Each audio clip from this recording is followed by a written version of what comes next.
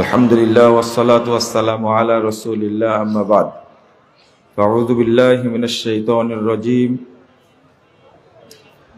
ফামান কানা ইয়ারজু লিকাআ রাব্বিহ ফালইআমাল আমালান সালিহা ওয়া লা ইউশরিক বিইবাদাতি রাব্বিহ আহাদা ওয়া ক্বালা সাল্লাল্লাহু আলাইহি ওয়াসাল্লাম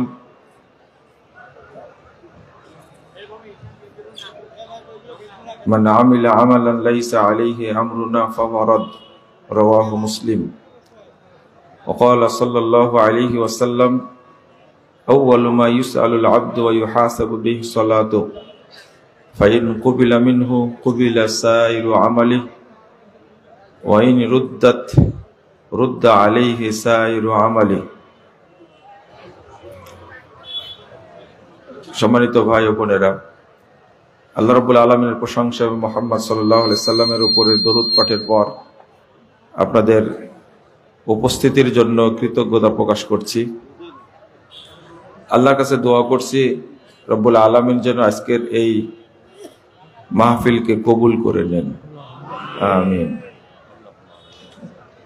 যারা আয়োজন করেছেন এবং আমরা যারা অংশগ্রহণ করেছি, রব্বুল আলামিন আমাদের সকলকে জান্নাতুল ফেরদাউসের মেহমান হিসাবে কবুল করে নিন, আমিন।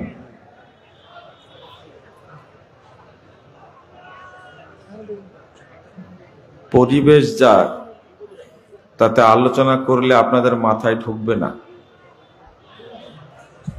আপনাদের প্যান্ডেলে যত লোক, তার চেয়ে বেশি মানুষ রাস্তায়।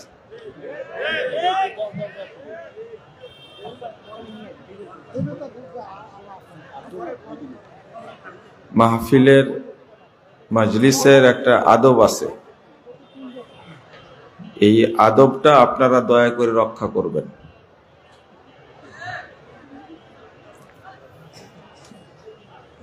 এখনো প্যান্ডেলে জায়গা আছে, কিন্তু আপনারা অযথা দাঁড়িয়ে আছেন, নিজে নিজে কথাবার্তা বলছেন। এটা মাহফিলের আদব না। রাত প্রায় 11:30 বাজতে যাচ্ছে। আপনারা আল্লাহকে একটু সাদাকা দেওয়ার জন্য প্যান্ডেলে এসে বসে আলোচনা শোনার চেষ্টা করুন। রাসূলুল্লাহ সাল্লাল্লাহু আলাইহি ওয়াসাল্লাম বলছেন, মা জালাসা কওমুন ইয়াযকুরুনাল্লাহ, কিছু মানুষ যখন এক জায়গায় বসে আল্লাহকে জানার চেষ্টা করে, দ্বীন শিখার চেষ্টা করে, ইল্লা নাদাহুম মুনাদিম মিনাস সামা, আল্লাহ তাদেরকে আসমান থেকে ডাক দিয়ে বলেন, কুমু মাগফুরাল লাকুম, তোমরা এতক্ষণ মাজলিসে ছিলে, শেষ হয়ে গেছে, এখন চলে যাও, তোমাদের সবাইকে ক্ষমা করে দেওয়া হয়েছে। ক্ষমা করার মালিক কে? আল্লাহ। আল্লাহ ছাড়া কেউ ক্ষমা করতে পারে না। আর এই ঘোষণা দিচ্ছেন আরশ থেকে আল্লাহ, ইল্লা নাদাহুম মুনাদিম মিনাস সামা, আল্লাহ আসমান থেকে, আরশ থেকে তাদেরকে ডাক দিয়ে বলেন, তোমরা এখন চলে যাও, তোমাদের সবাইকে ক্ষমা করে দেওয়া হয়েছে। ফাকাদ বুদ্দিলাত সাইয়্যাতুকুম হাসানাত, এবং তোমাদের পূর্বে যত পাপ ছিল, তোমরা যত পাপ করেছিলে, সমস্ত পাপকে নেকি দ্বারা পরিবর্তন করে দেওয়া হয়েছে।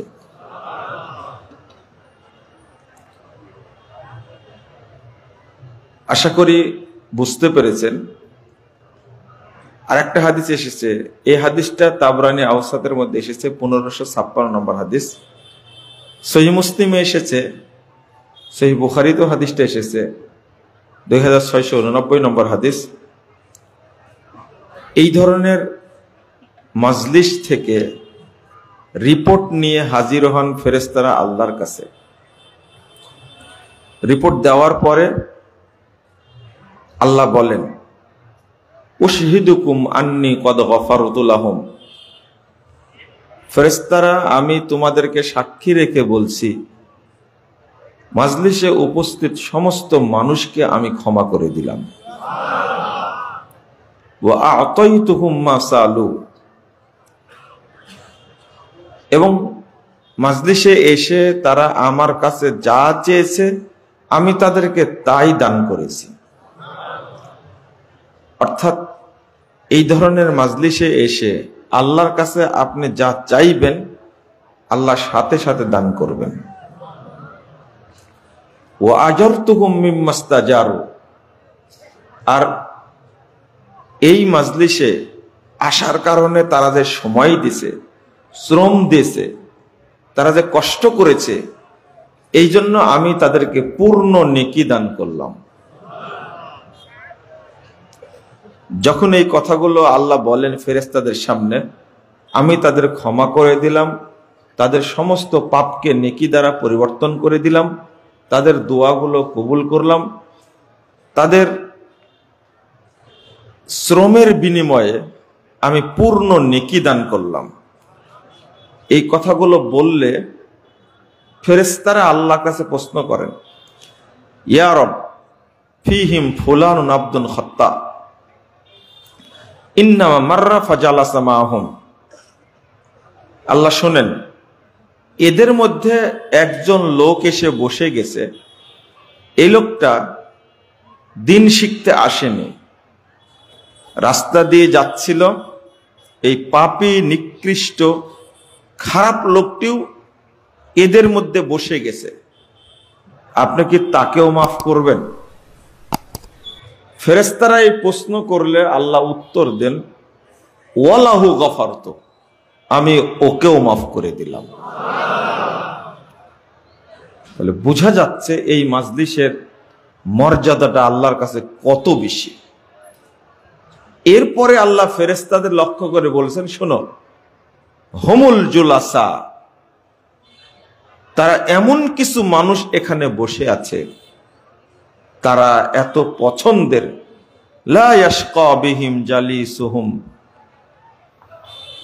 এর মধ্যে এসে যেই বসে যাবে তাকেই আমি ক্ষমা করে দিব, সে বঞ্চিত হবে না। অর্থাৎ আল্লাহর রহমত এবং দয়া আপনি পাবেন। আপনি যখন এসেইছেন এই ধরনের প্রোগ্রামে, রাত 11:30 বাজতে যাচ্ছে, আপনি কেন বাহিরে থাকবেন? আপনি বসে একটু আল্লাহর রহমতটা, বরকতটা, ক্ষমাটা আপনি নেওয়ার চেষ্টা করেন। আমি মনে করি এখানে নিষ্পাপ ব্যক্তি কেউ নাই। পাপ করেছেন, ভুল আছে, আল্লাহর কাছে ক্ষমা নিতেই হবে। আর যারা আসেনি দুনিয়াবি ব্যস্ততার কারণে, তাদের সাথে আপনার কোনো তুলনা চলে না। আল্লাহ বলছেন, ফাআম্মা মান তাগা ওয়া আসারাল হায়াতাদ দুনিয়া ফাইন্নাল জাহিমা হিয়াল মাওয়া। যে ব্যক্তি সীমা লঙ্ঘন করবে, দুনিয়াবী জীবনকে অগ্রাধিকার দেবে, প্রাধান্য দেবে, তার থাকার জায়গা হবে জাহিম নামক জাহান্নামে। আপনি দুনিয়াকে প্রাধান্য দিয়েছেন, আপনি চাইলেও আগামীকালকে এইরকম সমাবেশ করতে পারবেন না। পারবেন? পারবেন না। আপনি অন্তত এই খবরটা শুনেছেন, এখানে প্রোগ্রাম অন্তত 1 মাস আগে এখানে একটা প্রোগ্রাম হবে, আলেম ওলামা আসবে, দিন শিখার জন্য আপনাকে আসতে হবে। এইটা জানার পরেও আপনি আসেননি। আল্লাহ বলেছেন, ফাআম্মা মান তাগা ওয়া আসারাল হায়াতাদ দুনিয়া ফাইন্নাল জাহিমা হিয়াল মাওয়া।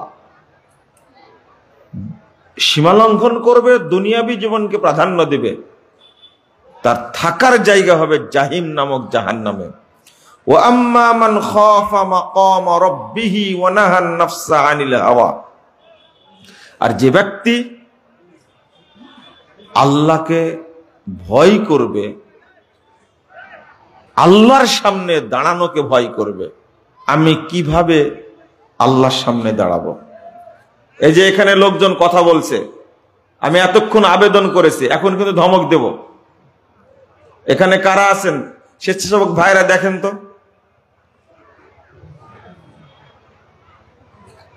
অনেক দূর থেকে আসছে আপনার গল্প শোনার জন্য। আপনি কথা বলবেন কেন এখানে? আর আমার সম্পর্কে আপনারা তো জানেন,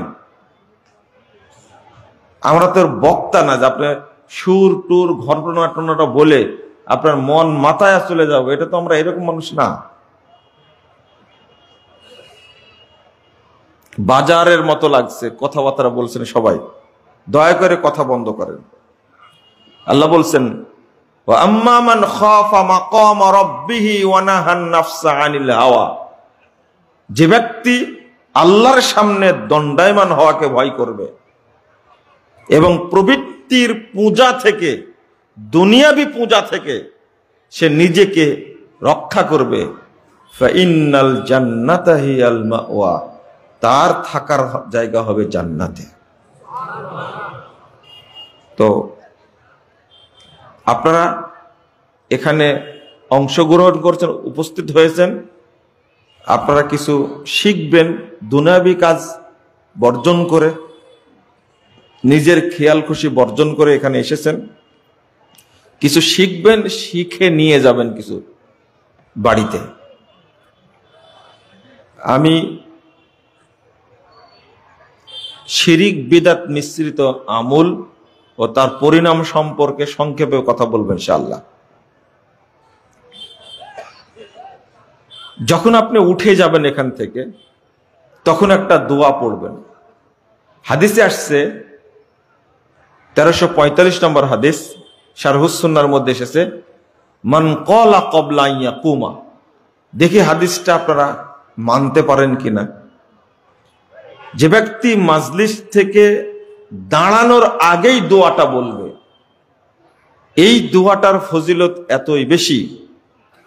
রাসূল সাল্লাল্লাহু আলাইহি ওয়াসাল্লাম বলছেন, যদি মাজলিসে বসা অবস্থায় দোয়াটা পড়ে, সুবহানাকা আল্লাহুম্মা বিহামদিক আশহাদু আল্লা ইলাহা ইল্লা আনতা আস্তাগফিরুকা ওয়া আতুবু ইলাইকা, এই দোয়াটি যদি কেউ পড়ে, তো এখানে আসার কারণে যে ফজিলতগুলো পেয়েছেন আমি আগে বলে দিয়েছি, কুতিবা ফি রাক ওয়া তুবিয়া বি তওবা, মসৃণ ফলকে নেকিগুলো লিপিবদ্ধ করা হবে এবং সেটাকে সিলগালা করা হবে, লাম ইউকসার ইলা ইয়াউমুল কিয়ামা, এই নেকি কিয়ামত পর্যন্ত আর নষ্ট হবে না, ওইভাবেই থাকবে। মা আয়েশা রাদিয়াল্লাহু আনহা বলছেন, মা জালাসা রাসূলুল্লাহ সাল্লাল্লাহু আলাইহি ওয়াসাল্লাম মাজলিসান কত ওয়ালা সাল্লা সালাতান আও তালা কুরআনান আও তাওয়াদ্দা উযুয়া ইল্লা ক্বালা সুবহানাকা আল্লাহুম্মা ওয়া বিহামদিকা আশহাদু আল্লা ইলাহা ইল্লা আনতা আস্তাগফিরুকা ওয়া আতুবু ইলাইকা। আমি যখনই আল্লাহ রাসূলকে দেখেছি মাজলিস শেষ করতে, কোরআন তেলাওয়াত শেষ করতে, সালাত শেষ করতে, ওযু শেষ করতে, অর্থাৎ মাজলিস শেষে, সালাত শেষে, ওযু শেষে, তেলাওয়াত শেষে তিনি এই দোয়া পড়তেন। 10140 নম্বর হাদিস as-সুনানুল কুবরা লিন-নাসাইর মধ্যে এসেছে। 9911 নম্বর হাদিস হলো, রাসূল সাল্লাল্লাহু আলাইহি ওয়াসাল্লাম বলছেন, যে ব্যক্তি ওযু করার পরে এই দোয়াটা পড়বে, আপনারা তো পড়েন না মনে হয়, ওযু করার পরে কি পড়েন সুবহানাকা আল্লাহুম্মা বিহামদিক? পড়েন না।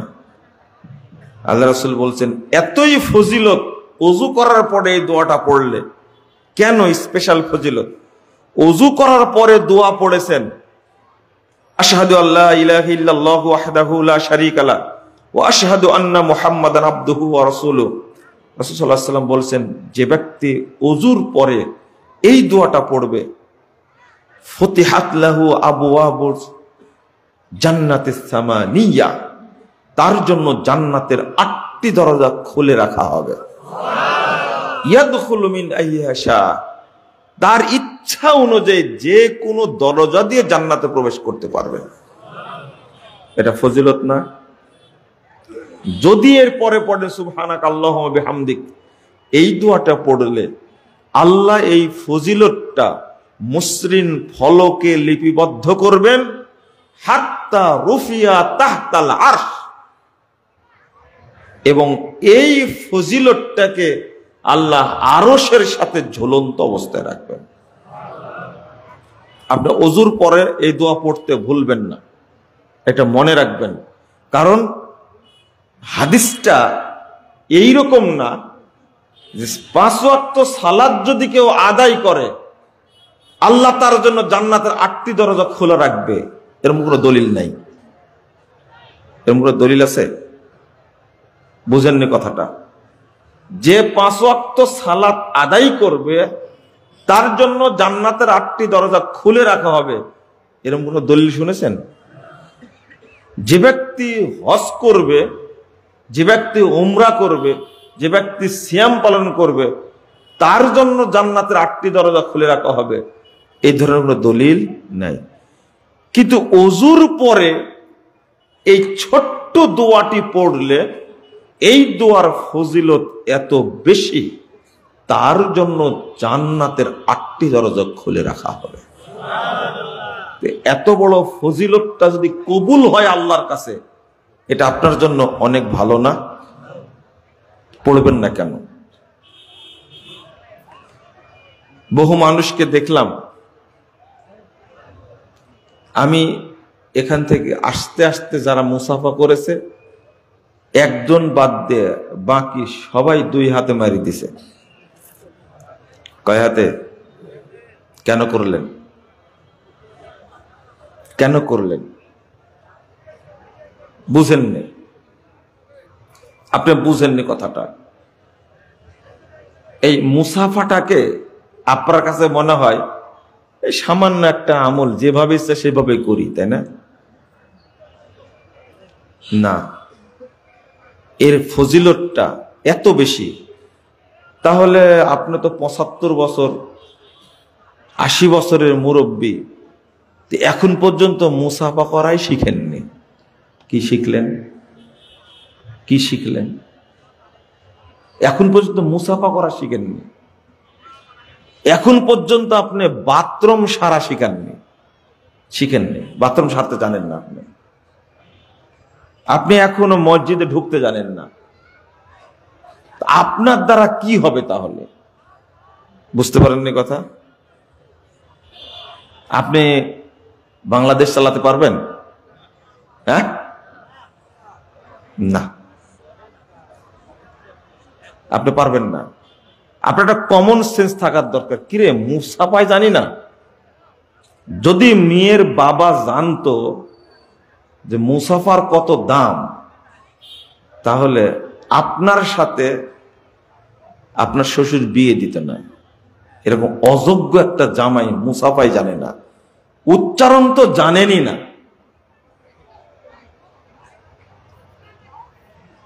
ওই যে সালাম কিভাবে দিতে হবে, আসসালামু আলাইকুম, রাওয়াহু ওবাইদুল কাদের। ও সালাম শিখাচ্ছিল, মনে আছে আপনাদের কাছে?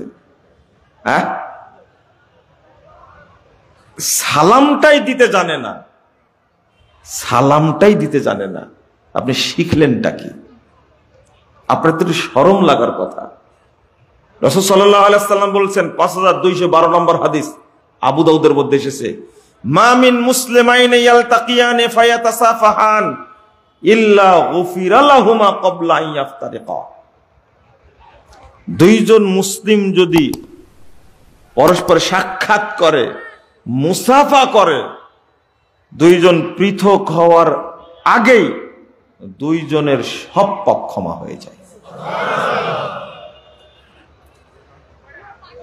245 নম্বর হাদিস তাবরানী আওসাতের মধ্যে এসেছে, রাসূলুল্লাহ সাল্লাল্লাহু আলাইহি ওয়াসাল্লাম বলছেন, ইন্নাল মুমিনা ইযা লাকিয়াল মুমিন ফাসাল্লামা আলাইহি ওয়া আখাযা বিয়াদিহি ওয়া সাফাহা ফাতানাসারাত খাতায়াহুমা কামা ইয়াতানাসারু ওয়ারাকুশ শাজার ফিশ শিতা। রাসূল সাল্লাল্লাহু আলাইহি ওয়াসাল্লাম বলছেন, একজন মুমিন যখন আরেকজন মুমিনের সাথে সাক্ষাৎ করে, তাকে যদি সালাম দেয়, ওয়া আখাযা বিয়াদিহি, তার এক হাত ধরে। দেওবন্দ পাশ করে এসেছেন, হাটহাজারী পাশ করেছেন, এই হাদিসের অনুবাদটা জানেন না আপনি? অবশ্যই জানেন, হয় দেখেনি। দাওরা পাশ করেছেন না আপনি তো জানেন। যদি দুই হাত হতো তাহলে বাক্যটা হলো ও আখাযা বিয়াদাইহি, ঠিক আছে? আখাযা বিয়াদাইহি বলছে আখাযা বিয়াদিহি, তার এক হাত ধরে এবং মুসাফা করে।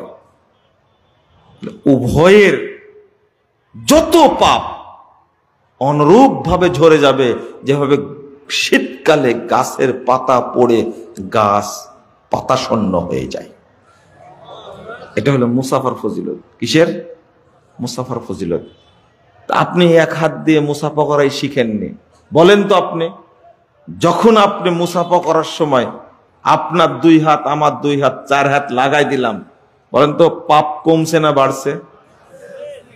এই তো, এই জন্য আমাকে দেখতে পারেন না আপনারা, এই জন্য আমাকে গালি দেন। হাত দিয়ে বলছেন নাহমাদুল্লাহ ওয়া নাস্তাগফিরুহু, বলেন তো পাপ বাড়ছে না কমছে? এই নাহমাদুল্লাহ ওয়া নাস্তাগফিরুহু এর দলিল পৃথিবীতে পাওয়া যাবে না, খুঁজেন আপনি। ইয়াগফিরুল্লাহু লানাকুম, আরে সালামটাই দোয়া, কিন্তু মুরব্বি ইয়াগফিরুল্লাহু লানাকুম এটা যত সুন্দর করে বলে, সালামটা তত সুন্দর করে বলতে জানে না, অত সালামটাই দোয়া। এরপরে বলছেন যত ঝাঁকি তত নেকি। এরপরে কি? মহব্বতে বুকটা ঠান্ডা করে দেয় একবারে। আপনি বলেন পাপ কমছে না বাড়ছে? যদি চুমু খাই আরো বাড়বে। তাহলে একটা সুন্নাত, একেবারে সাধারণ একটা সুন্নাত, তবে খুব ফজিলতপূর্ণ, এই সুন্নাতটাকে ডুবানোর জন্য, এই সুন্নাতের নেকি নষ্ট করার জন্য ইবলিস এতগুলো বেদাত আমদানি করেছে। রপ্তানি না, কি করেছে? আমদানি করেছে। আপনাকে ধোঁকা দিয়ে নষ্ট করছে। আর ইবলিসের 2 নম্বর কাজ এটা। 1 নম্বর কাজ হলো ইবলিসের 1 নম্বর কাজ হলো ও মানুষকে দিয়ে এমন কাজ করাবে যেন ইসলাম থেকে বেরিয়ে যায়। এটা সরান, যেন কি ইসলাম থেকে খারিজ হয়ে যায়। ইবলিস মানুষের উপরে 7টা কর্মসূচি বাস্তবায়ন করে। কয়টা? 7টা কর্মসূচি। তার মধ্যে 1 নম্বর কর্মসূচি পালন করে, মানুষকে কাফের বানায়। কি বানায়? কাফের বানায়।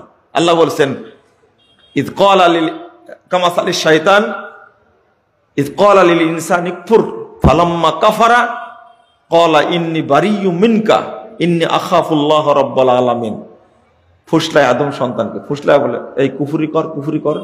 যখনই কুফরি করে ফেলে তখনও বলে ইন্নী বারিয়্যুম মিনকা, সি তুই এত খারাপ, আল্লাহর সাথে কুফরি করলি, আমি তোর কাছে আর নাই। ইন্নী আখাফুল্লাহ রাব্বুল আলামিন, আমি জগৎ সমূহের প্রতিপালক আল্লাহকে ভয় করছি। সি এত নিকৃষ্ট।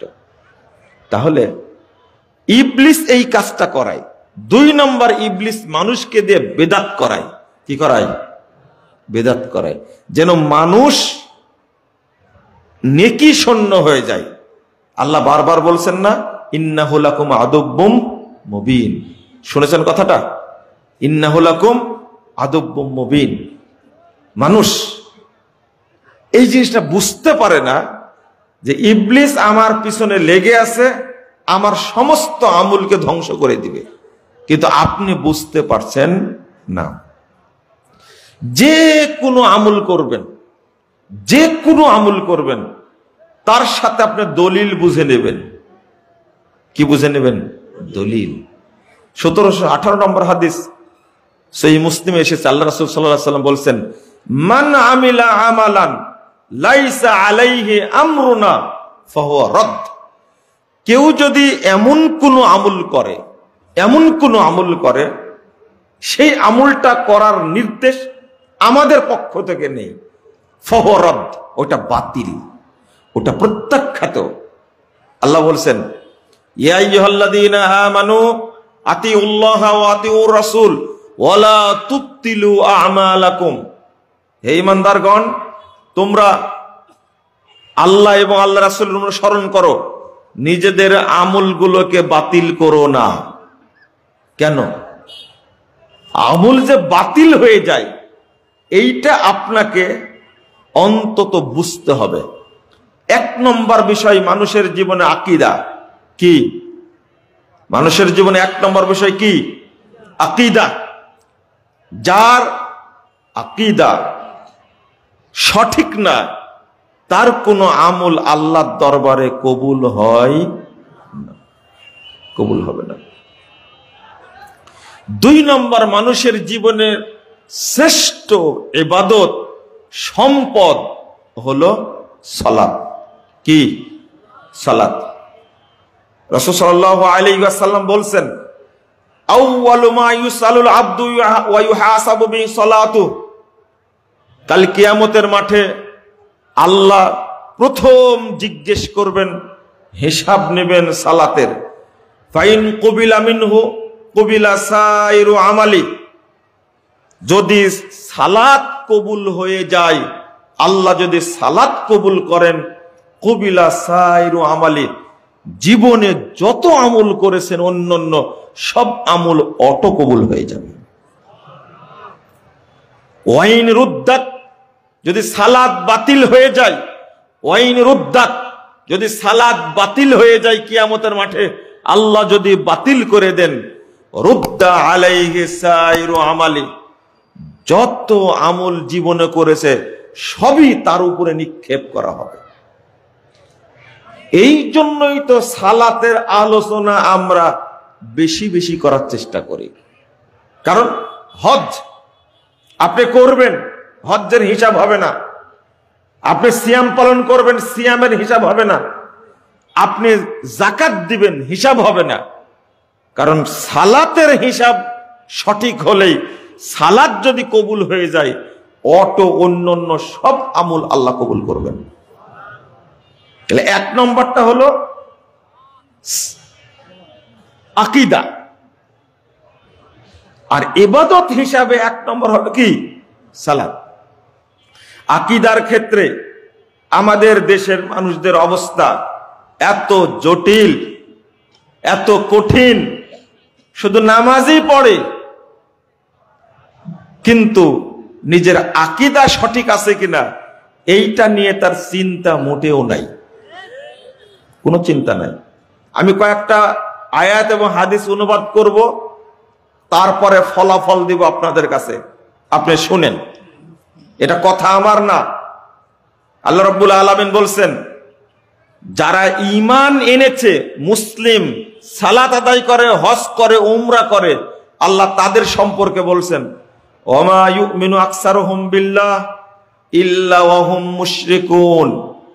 সূরা ইউসুফ 106 নম্বর আয়াত। যারা ঈমান এনেছে, অধিকাংশ মানুষ যারা আল্লাহর প্রতি ঈমান এনেছে তারা মুশরিক। তারা কি? মুশরিক। অধিকাংশ মানুষ ঈমান আনা সত্ত্বেও, আল্লাহকে বিশ্বাস করা সত্ত্বেও তারা মুশরিক। কথাটা আমার না, কথাটা আল্লাহর। 8 নম্বর আয়াত সূরা রোম, আল্লাহ বলছেন, ওয়া ইন্না কাসীরাম মিনান নাস বিলিকাই রাব্বিহিম লাকাফিরুন। অধিকাংশ মানুষ আল্লাহর সঙ্গে সাক্ষাৎ করবে কাফের হয়ে। আল্লাহ বলছেন সূরা আনকাবুত 52 নম্বর আয়াত, আল্লাহ বলছেন, আল্লাযীনা আমানু বিল বাতিল ওয়া কাফারু বিল্লাহ উলাইকা হুমুল খাসিরুন। যারা বাতিল বিষয়ের উপরে ঈমান আনবে এবং আল্লাহর সাথে কুফরি করবে তারাই জাহান্নামে যাবে।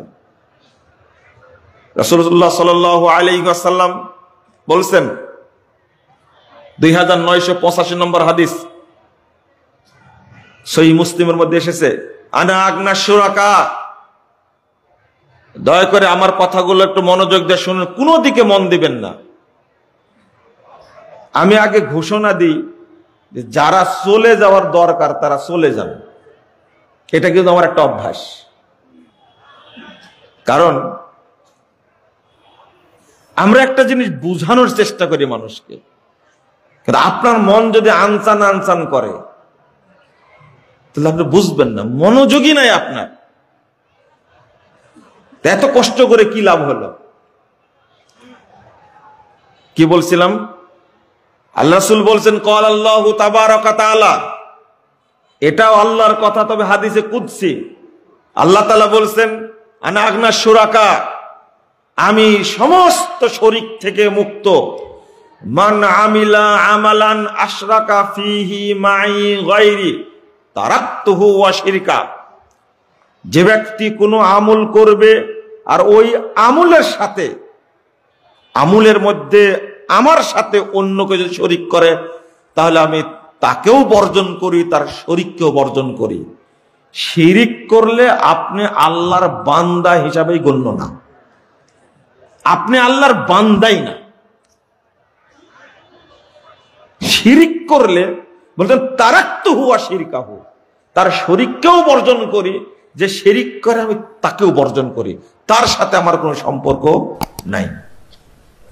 আর একটা হাদিস রাসূলুল্লাহ সাল্লাল্লাহু আলাইহি ওয়াসাল্লাম বলছেন, 30992 নম্বর হাদিস, মুসান্নাফ ইবনে আবি শাইবার মধ্যে এসেছে, ইয়াতি আলান নাসে জামান, মানুষের সামনে একটা যুগ আসবে, একটা সময় আসবে, মানুষের সামনে একটা যুগ আসবে, সময় আসবে, ইয়াস্তামিউনা ইয়াসাল্লুনা ফিল মাসাজিদ, মানুষরা দলে দলে মসজিদে যাবে, সালাত আদায় করবে, সব মসজিদ মুসল্লি দ্বারা পূর্ণ থাকবে, কোনো মসজিদ ফাঁকা থাকবে না, সব মসজিদে মুসল্লি থাকবে, মুসল্লি দ্বারা পূর্ণ থাকবে। ওয়ালাইসা ফীহিম মুমিন, কিন্তু কোন মসজিদে একজন ইমানদার খুঁজে পাওয়া যাবে না। আজকে মুসল্লি আছে, সালাতের বক্তব্য আছে, কিন্তু মুসল্লিরা সব বেঈমান, ইমানেরও আলোচনা নাই। আপনারা শুধু নামাজের ওয়াজ শুনতে চান, সুদের শুনতে চান, পর্দার শুনতে চান, ঘুষের শুনতে চান। অন্তরে ঈমান যদি না থাকে, এদিকে ভালো করে শুনেন, কল্পটা যদি ঈমানি অন্তর না হয়, অন্তরটা যদি ঈমানি অন্তর না হয়, অন্তরে যদি ঈমান না থাকে, পর্দার ওয়াজ করে শুধু না, গুলে যদি খাওয়াই দেওয়া হয়, সুদের ওয়াজ করে শুধু নয়, কোরআন হাদিস যদি গুলে খাওয়া দেওয়া হয়, আর যদি 1000 বছর আপনি সুদের ওয়াজ করেন, আপনার বেঈমান ঈমানে, বেঈমান অন্তরে কোনো দিন ঢুকবে না, এবং ঢুকে না। তাই আপনি সালাত আদায় করছেন 80 বছর যাবত, এখনো আপনি সুদ ছাড়েননি, আপনি একটা পাকা মুনাফিক। আপনি সালাত আদায় করছেন 80 বছর যাবত, এখনো বিড়ি খাওয়া ছাড়েননি, সিগারেট খাওয়া ছাড়েননি, ইয়াবা খাওয়া ছাড়েননি, মদ খাওয়া ছাড়েননি, গাঁজা খাওয়া ছাড়েননি, আপনি একটা তাজা মুনাফিক। সালাত আপনার কি করতে পেরেছে? সালাত উপকার করতে পারেননি। একজন মহিলা 75-80 বছর যাবত সালাত আদায় করছে, ও আজও পর্দা করে না। ইতিমধ্যেই মারা গেছে যে সমস্ত আলেম বলেছে পর্দা করা ফরজ, পেট পিঠ ঢাকা ফরজ, যে সমস্ত আলেম বলে গেছেন যে যৌতুক নেওয়া হারাম, সুদ খাওয়া হারাম, ঘুষ খাওয়া হারাম, টাকনোর নিচে প্যান্ট পরা হারাম, দাড়ি কাটা ছাঁটা এক মুষ্টি রাখা হারাম, দাড়ি ছেড়ে দিতে হবে, যে সমস্ত বড় বড় আলেম এই বক্তব্য দিয়ে মারা গেছেন, আপনি 80 বছর যাবত তাদের বক্তব্য শুনছেন, 80 বছর হয়ে গেছে, 70 বছর হয়ে গেছে, আপনি এত বড় মুনাফিক, এত বড় মুনাফিক, আপনার কানে এখন পর্যন্ত এই কথাগুলো ঢোকেনি। আপনি কত বড় মুনাফিক, আপনি চিন্তা করে দেখেন। আপনি উবাই ইবনে কি ওর নাম আব্দুল্লাহ বিন উবাইয়ের চেয়েও আপনি বড় মুনাফিক একটা, আমার কাছে মনে হয়। কারণ ও মুনাফিক ছিল কয় বছরের, আর আপনি মুনাফিক কত বছরের? কত বছরের মুনাফিক আপনি? যদি জিবরিল আমিন এসে বক্তব্য দেয়, সুদের বক্তব্য দেয়, আপনার অন্তরে ঢুকবে না, তালা মারা আছে ওখানে, ঈমান ঢোকেনি, ওখানে শয়তান ঢুকে আছে, ওই জায়গা তালা মারা আছে, ঢুকবে না। আগে অন্তর পরিষ্কার করতে হবে। এই জন্য ঈমান দরকার। আল্লাহ রাসূল বলছেন সবাই বেঈমান, কিন্তু মারাত্মক ব্যাপার হলো সবাই মুসল্লি। আচ্ছা, আপনারা কি বিশ্বাস করেন যে ঈমান না থাকলে আপনার ইবাদত কবুল হবে? হ্যাঁ, কেউ তাহাজ্জুদ পড়ে 200-300 বছর, 1000 বছর যাবত কেউ তাহাজ্জুদ পড়ে, তো কোনোদিনও ওযু করেনি, কবুল হওয়ার সম্ভাবনা আছে? হ্যাঁ, কবুল হবে না? 1 বছরের কবুল হবে না?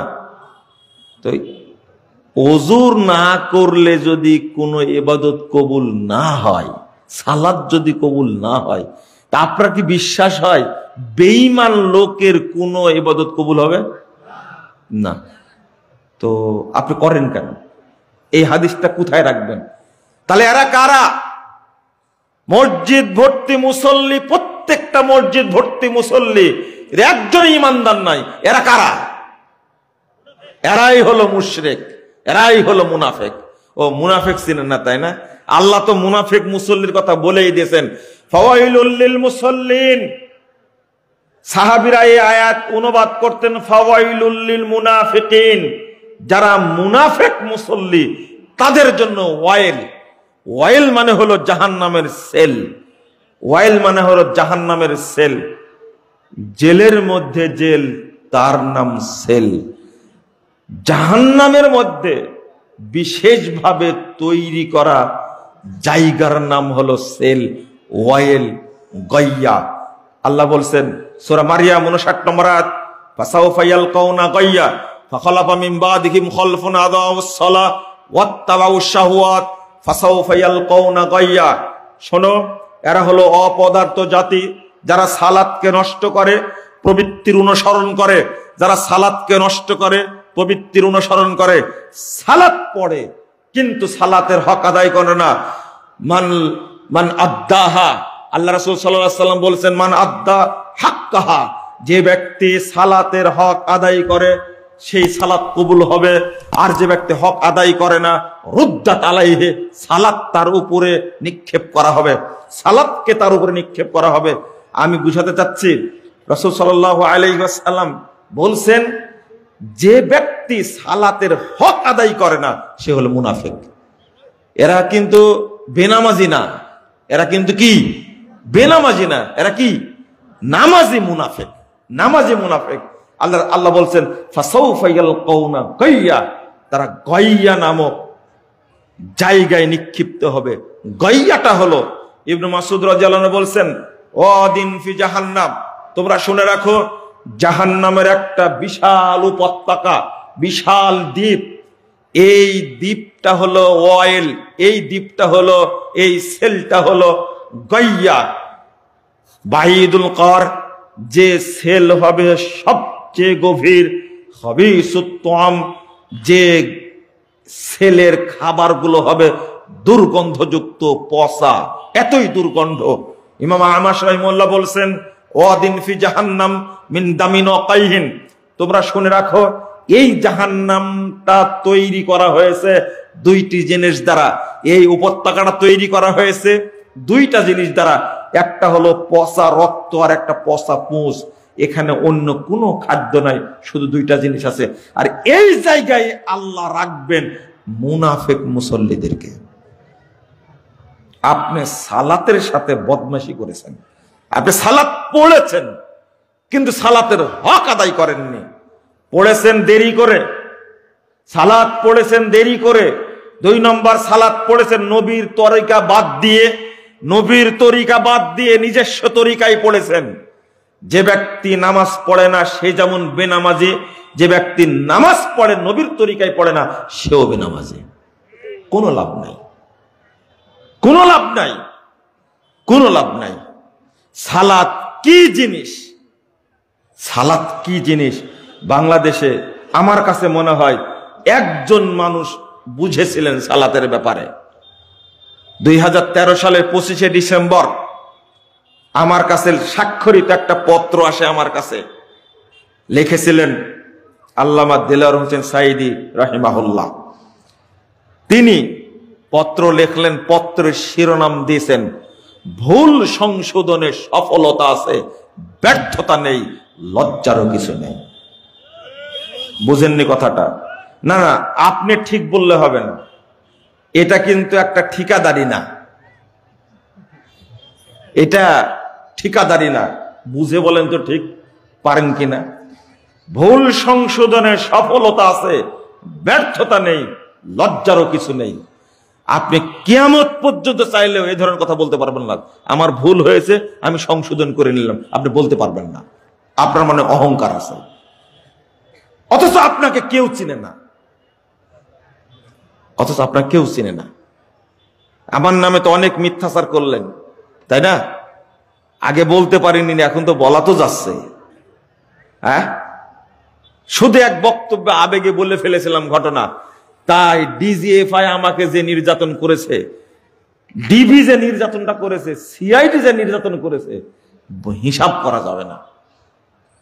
2013 সালের 25শে ডিসেম্বর চিঠি আর 2014 সালের 7ই নভেম্বর আমিও এই সুন্নাত পালন করার জন্য, লাল ঘর দেখার জন্য আমিও গেছিলাম, বুঝছেন? 3 মাস 22 দিন একই সঙ্গে ছিলাম। বুঝেছি তিনি মাঝে মাঝেই বলতেন যে, ঘুরে একসঙ্গে হাঁটছে, ঘুরে বুকে হাত দিয়ে বলছেন, বাবা আমার জন্য তুমি দোয়া করো, আল্লাহ যেন আমার 2 রাকাত সালাত কবুল করেন। আমি বলতাম না না না, এই দোয়া করব না, আল্লাহ যেন আপনার সব ইবাদতই কবুল করেন। তখন বলছেন, না না না, আমি এত বড় দোয়া চাই না, সালাত কারো যদি 2 রাকাত কবুল হয়ে যায় তাহলে সে সফল, সে জান্নাতে যাবে, এটা আমার কাছে মনে হয়, তুমি আমার জন্য 2 রাকাতের জন্যই দোয়া করো। কি বুঝলেন আপনারা? সালাত কবুল হওয়া কত জরুরি, কত জরুরি সালাত কবুল হওয়া। শুধু পড়লেই হবে না, সালাত কবুল হওয়া জরুরি, কিন্তু আপনি সেটা নিয়ে কোনো চিন্তাই করেন না। রাসূল সাল্লাল্লাহু আলাইহি সাল্লাম বলেছেন, আমার উম্মতের মধ্যে ইন্নার রাজুলা লা ইউসাল্লি 60 সানা, আমার উম্মতের মধ্যে অনেকেই সালাত আদায় করবে 60 বছর যাবত, মা তুকবালু লাহু সালাতুন, তার একটা সালাতও কবুল হবে না। বুঝেন না মনে হয় কথাটা? আপনাদের কারো বয়স তো 60 বছর হয়নি, তাই না? হয়নি তো কারো বছর বয়স। আল্লাহ রাসূল বলছেন, আমার উম্মতের লোক বহু মুসল্লি সালাত আদায় করবে 60 বছর পর্যন্ত, মা তুকবালু লাহু সালাতুন, কিন্তু তার একটা সালাতও কবুল হবে না, গ্রহণ করা হবে না। নেন এবার বুঝার চেষ্টা করেন। আত-তারগীব ওয়াত-তারহিব 2 নম্বর খণ্ডে 232 পৃষ্ঠা হাদিসটা বর্ণিত হয়েছে, হাদিসের সনদ সহিহ। আপনি যাবেন কোথায়? রাসূল সাল্লাল্লাহু আলাইহি সাল্লাম বলেছেন, রুব্বা মুসাল্লিন লা খালাকা লাহু ইনদাল্লাহি আযজা ওয়া জাল, 287 নম্বর হাদিস, তাবরানী আওসাদের মধ্যে এসেছে। আল্লাহ রাসূল বলছেন, বহু মুসল্লি সালাত আদায় করে, কিন্তু তাদের সালাতের কোনো নেকি আল্লাহর কাছে নাই। কার কাছে আছে? সালাত পড়েছে কিন্তু আল্লাহর কাছে তার কোনো নেকি জমা নাই। কার কাছে আছে? ইবলিসের কাছে আছে। ইবলিসের কাছে নেকি থাকবে না, পাপ থাকবে। তাহলে আপনি চিন্তা করেন, সালাত পড়বো, সালাত যেন কবুল হয়। সালাত কবুল না হওয়ার পিছনে ওই যে আপনি হয় মুনাফিক নয় মুশরিক। মুশরিক কেন? বর্তমান বাংলাদেশে যত মানুষ বসবাস করছে তাদের অধিকাংশই হলো মাজার পূজারী, কবর পূজারী, পীর পূজারী। অধিকাংশই ধর্ম নিয়ে ব্যবসা করছে। আর শুধু আহলে হাদিস আকীদার লোক বাদ দিয়ে যারা আছে ইসলামের নামে বাংলাদেশে মুসলিমরা তারা সবাই সুফি আকিদার। এটা হলো কুফুরি আকিদা, কুফুরি আকিদা। আপনি যাবেন কোথায়? রাজনৈতিক ভাবে যারা রাজনীতি করছে বর্তমানে যত দল আছে, এরা শুধু শিরিক করে না, এরা শিরিক উৎপাদন করে। প্রত্যেকটা দল শিরিক উৎপাদন করার বড় বড় ফ্যাক্টরি, ইন্ডাস্ট্রি, বড় বড় ইন্ডাস্ট্রি। তারা যে পরিমাণ শিরিক উৎপাদন করে, আপনি কি বলতে পারবেন তার ভিতরে ঈমান আছে? না না না না, ঈমান নাই। এই জন্যই তো আল্লাহ বলেছেন, ওমা ইউমিনু আকসারুহুম বিল্লাহ ইল্লা ওয়া হুম মুশরিকুন, ইল্লা ওয়া হুম মুশরিকুন। তারা মুশরিক। আপনি বলবেন যে বলেন কি, আমি যে হজ করে আসলাম তাও মুশরিক? একজন মুরব্বী আমাকে বলছেন বক্তব্যের পরে, আমি এই মসজিদের প্রতিষ্ঠাতা, আমি কিন্তু 3-4 বার হজও করেছি, আমি শুধু বছরে কিছু টাকা দিই পীর সাহেবের ওখানে, গরু দিই, মাঝে মাঝে ছাগল টাগল দিই, আমি কি মুশরিক? আমি বললাম যে আপনি খাঁটি মুশরিক, নির্ভেজাল মুশরিক, একবারে তাজা কাফের আপনি। তখন বলছেন যে বলেন কি, যদি আমার ঈমানই না থাকে তাহলে আমি হজ করতে যাব কেন? আমি বললাম 5 বার হজ করে আপনার এত দাপট, কিন্তু আব্দুল মুত্তালিব কয়বার হজ করেছিল? প্রত্যেক বছর হজ করত। আব্দুল মুত্তালিব কাবা ঘরের মুতল্লি ছিল। আব্দুল মুত্তালিব উমরা করত, কাবা ঘর তওয়াফ করত, সাফা মাওরা সাই করত। পৃথিবী থেকে, সারা দুনিয়া থেকে যত হাজি যেত তাদেরকে আপ্যায়ন করাতো। এত মর্যাদার অধিকারী আব্দুল মুত্তালিব।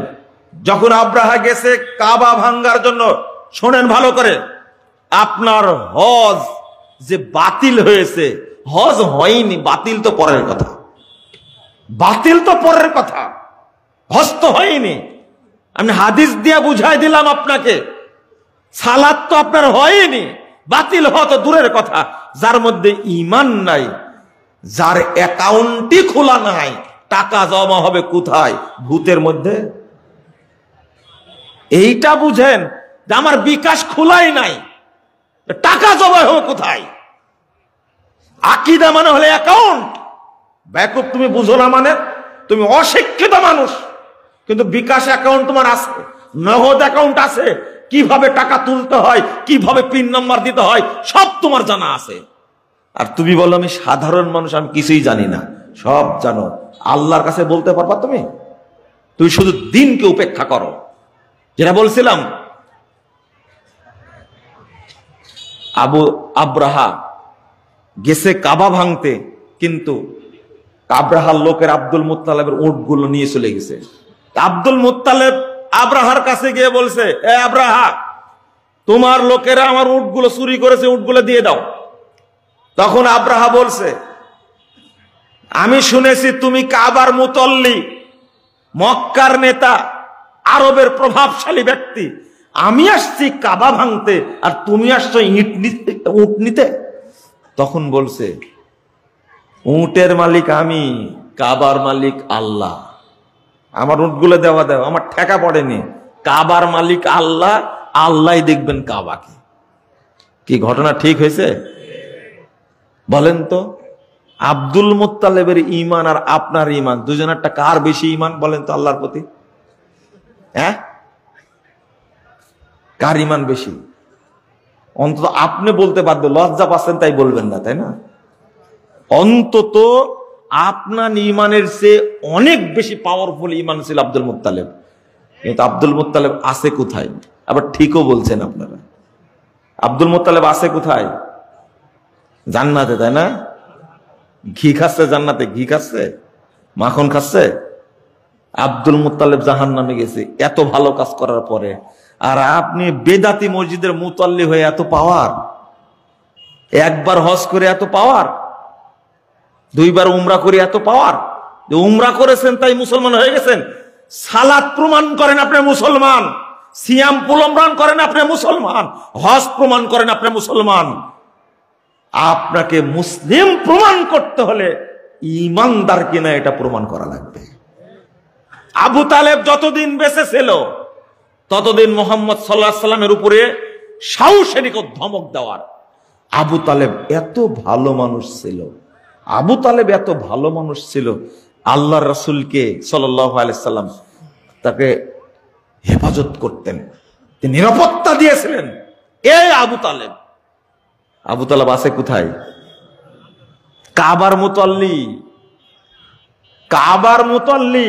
এ আবু তালেব, আল্লাহ রাসূলকে নিরাপত্তা দেওয়ার কারণে শাস্তিটা হালকা হবে, সবচেয়ে হালকা শাস্তি।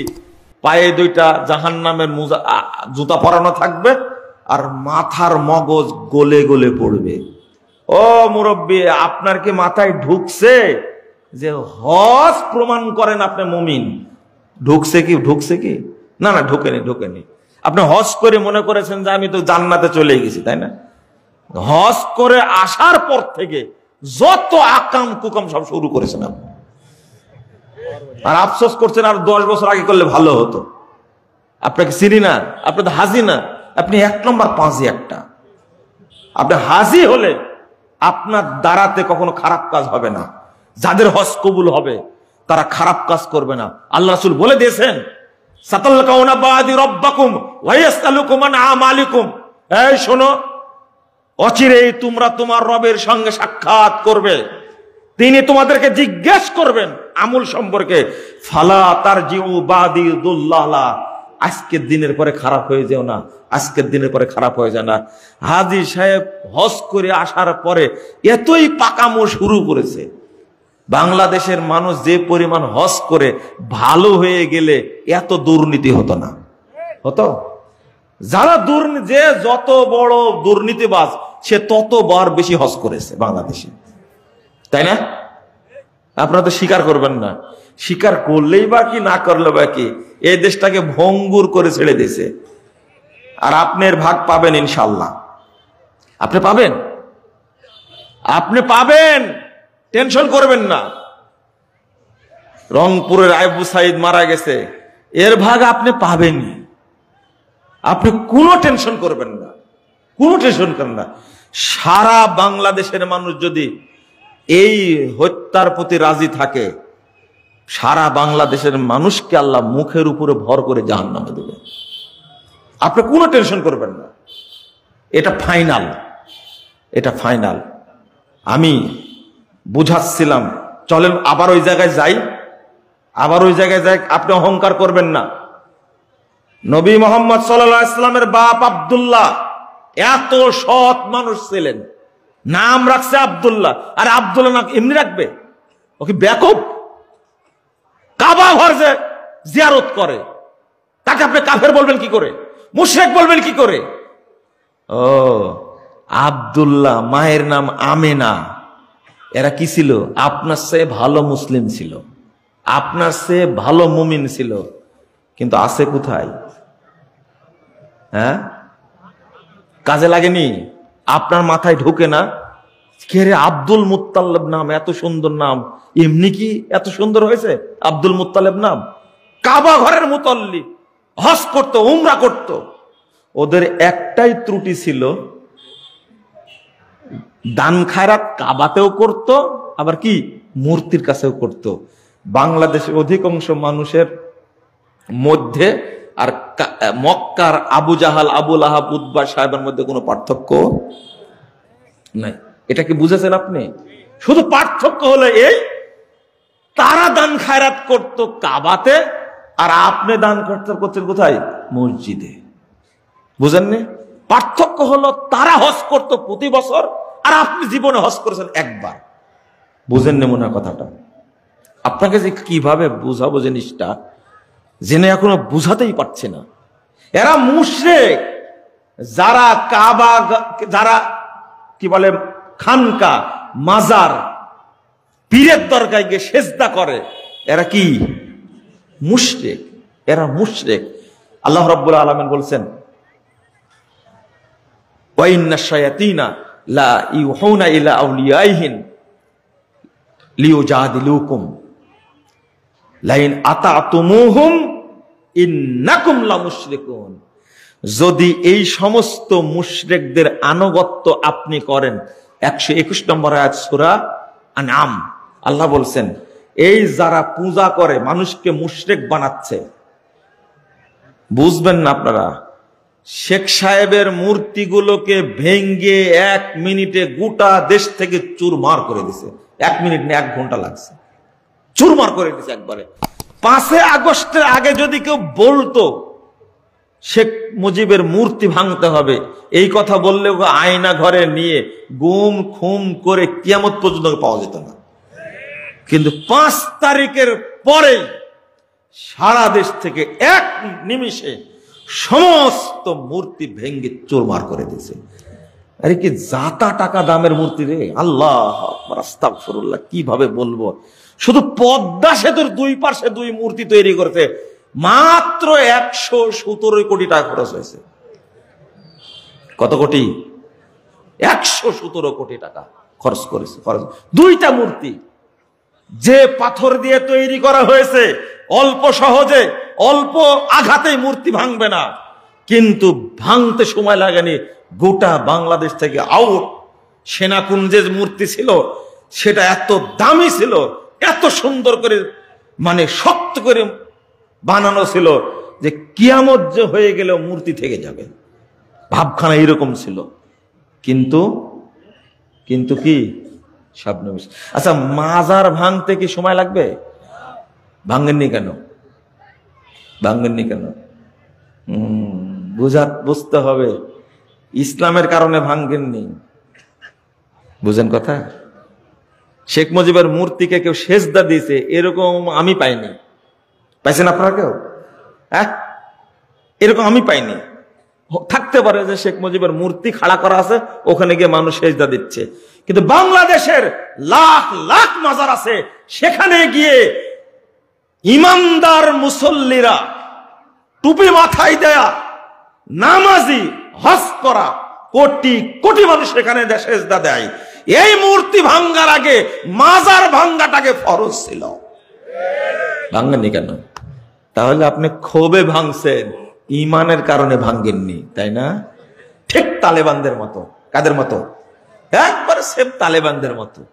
তালেবানরা সব বৌদ্ধ মূর্তি ভেঙ্গে, খ্রিস্টানদের মূর্তি ভেঙ্গে চুরমার করেছে, কিন্তু মাজার একটাও ভাঙ্গেনি, বরং মাজার গুলো এখন তাজা হয়েছে।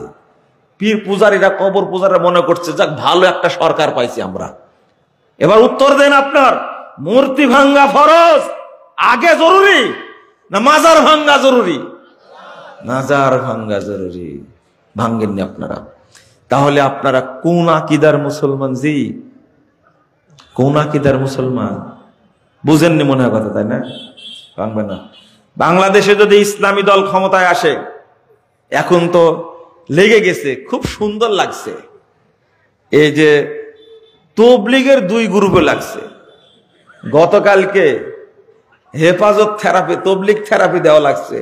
ঢাকায় এতই জ্যামের জ্যাম, 7 গ্রুপকে অবাঞ্ছিত ঘোষণা করবে বাংলাদেশ থেকে। এই জন্য জুবায়ের গ্রুপের সব মোল্লা এক জায়গায় হয়েছে, সবাই একটা শোডাউন দেখায় দিয়েছে, আমরা আসি টঙ্গীর মাঠে, আমরাই থাকবো, কেউ থাকবে না। এখন আজকে 7 গ্রুপের হুজুর কাকরাইলের খতিব বলছে তাদের সঙ্গে আমাদের বাহাস হবে, প্রশাসন উপস্থিত থাকবে। এখন ওরাই লাগছে। এই জায়গা মনে হয় আপনারা বাহাস করেছিলেন, তাই না? হয়েছিল বাহাস?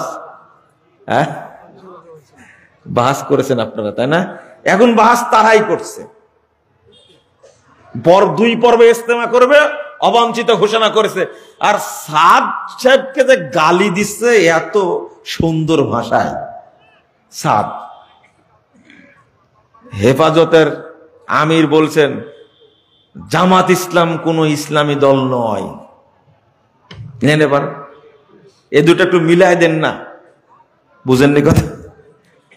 বলছে জামাত ইসলাম ক্ষমতায় আসলে এরা মওদুদের ইসলাম প্রতিষ্ঠা করবে। হেফাজত হেফাজত বলছে এটা, বুঝেননি মনে হয় কথাটা, তাই না? আপনার কি মনে হয় যে বাংলাদেশে এই ইসলামী দলগুলো ক্ষমতায় আসলে তারা ইসলাম প্রতিষ্ঠা করবে? না না, মারামারি প্রতিষ্ঠা করবে। কি করবে? মারামারি। গোতাগুতি প্রতিষ্ঠা করবে। এই জন্য তো আল্লাহ হাসেনা পাঠায় মাঝে মাঝে। কাকে পাঠায় আল্লাহ? যে তোরা হুজুরেরা ঠিক না, মন্দির ঠিকই পাহারা দিলেন। আকীদা শুনেন, মন্দির ঠিকই পাহারা দিলেন, পূজা মন্দির, কিন্তু আহলে হাদিস মসজিদও ভেঙ্গে দিলেন, তাই না? ভাঙ্গেনি? লা ইলাহা ইল্লাল্লাহ। শুনেন আকীদা, কত সুন্দর আকীদা আপনার। ব্রাহ্মণবাড়িয়া মসজিদ তৈরি করবে ভাইরা, আহলে হাদিস ভাইরা, মসজিদ 21 সালে প্রতিষ্ঠা করেছে। ছাপড়ার মসজিদ ছিল, ভেঙ্গে দিয়েছে, 3 তলা ভিত্তি দিয়ে মসজিদ করবে। মসজিদ ভেঙ্গে ভাঙ্গার পরপরই ব্রাহ্মণবাড়িয়ার দেওবন্দি হুজুরগুলো এই মসজিদ দখল করেছে, ঘোষণা দিয়েছে ব্রাহ্মণবাড়িয়ার মাটিতে আহলে হাদিস কোনো মসজিদ হবে না। গত কয়েকদিন আগে লক্ষ্মীপুরের রামগঞ্জে একটা ছেলেকে মসজিদের মধ্যে ধরে শুধু আমিন বলার কারণে এমন পিটাইছে, এমন আঘাত করেছে, সে মুমূর্ষ অবস্থায় হাসপাতালে ভর্তি। আপনি কি ভাবতে পারেন? আর ঐক্য করবেন আপনি, তাই না?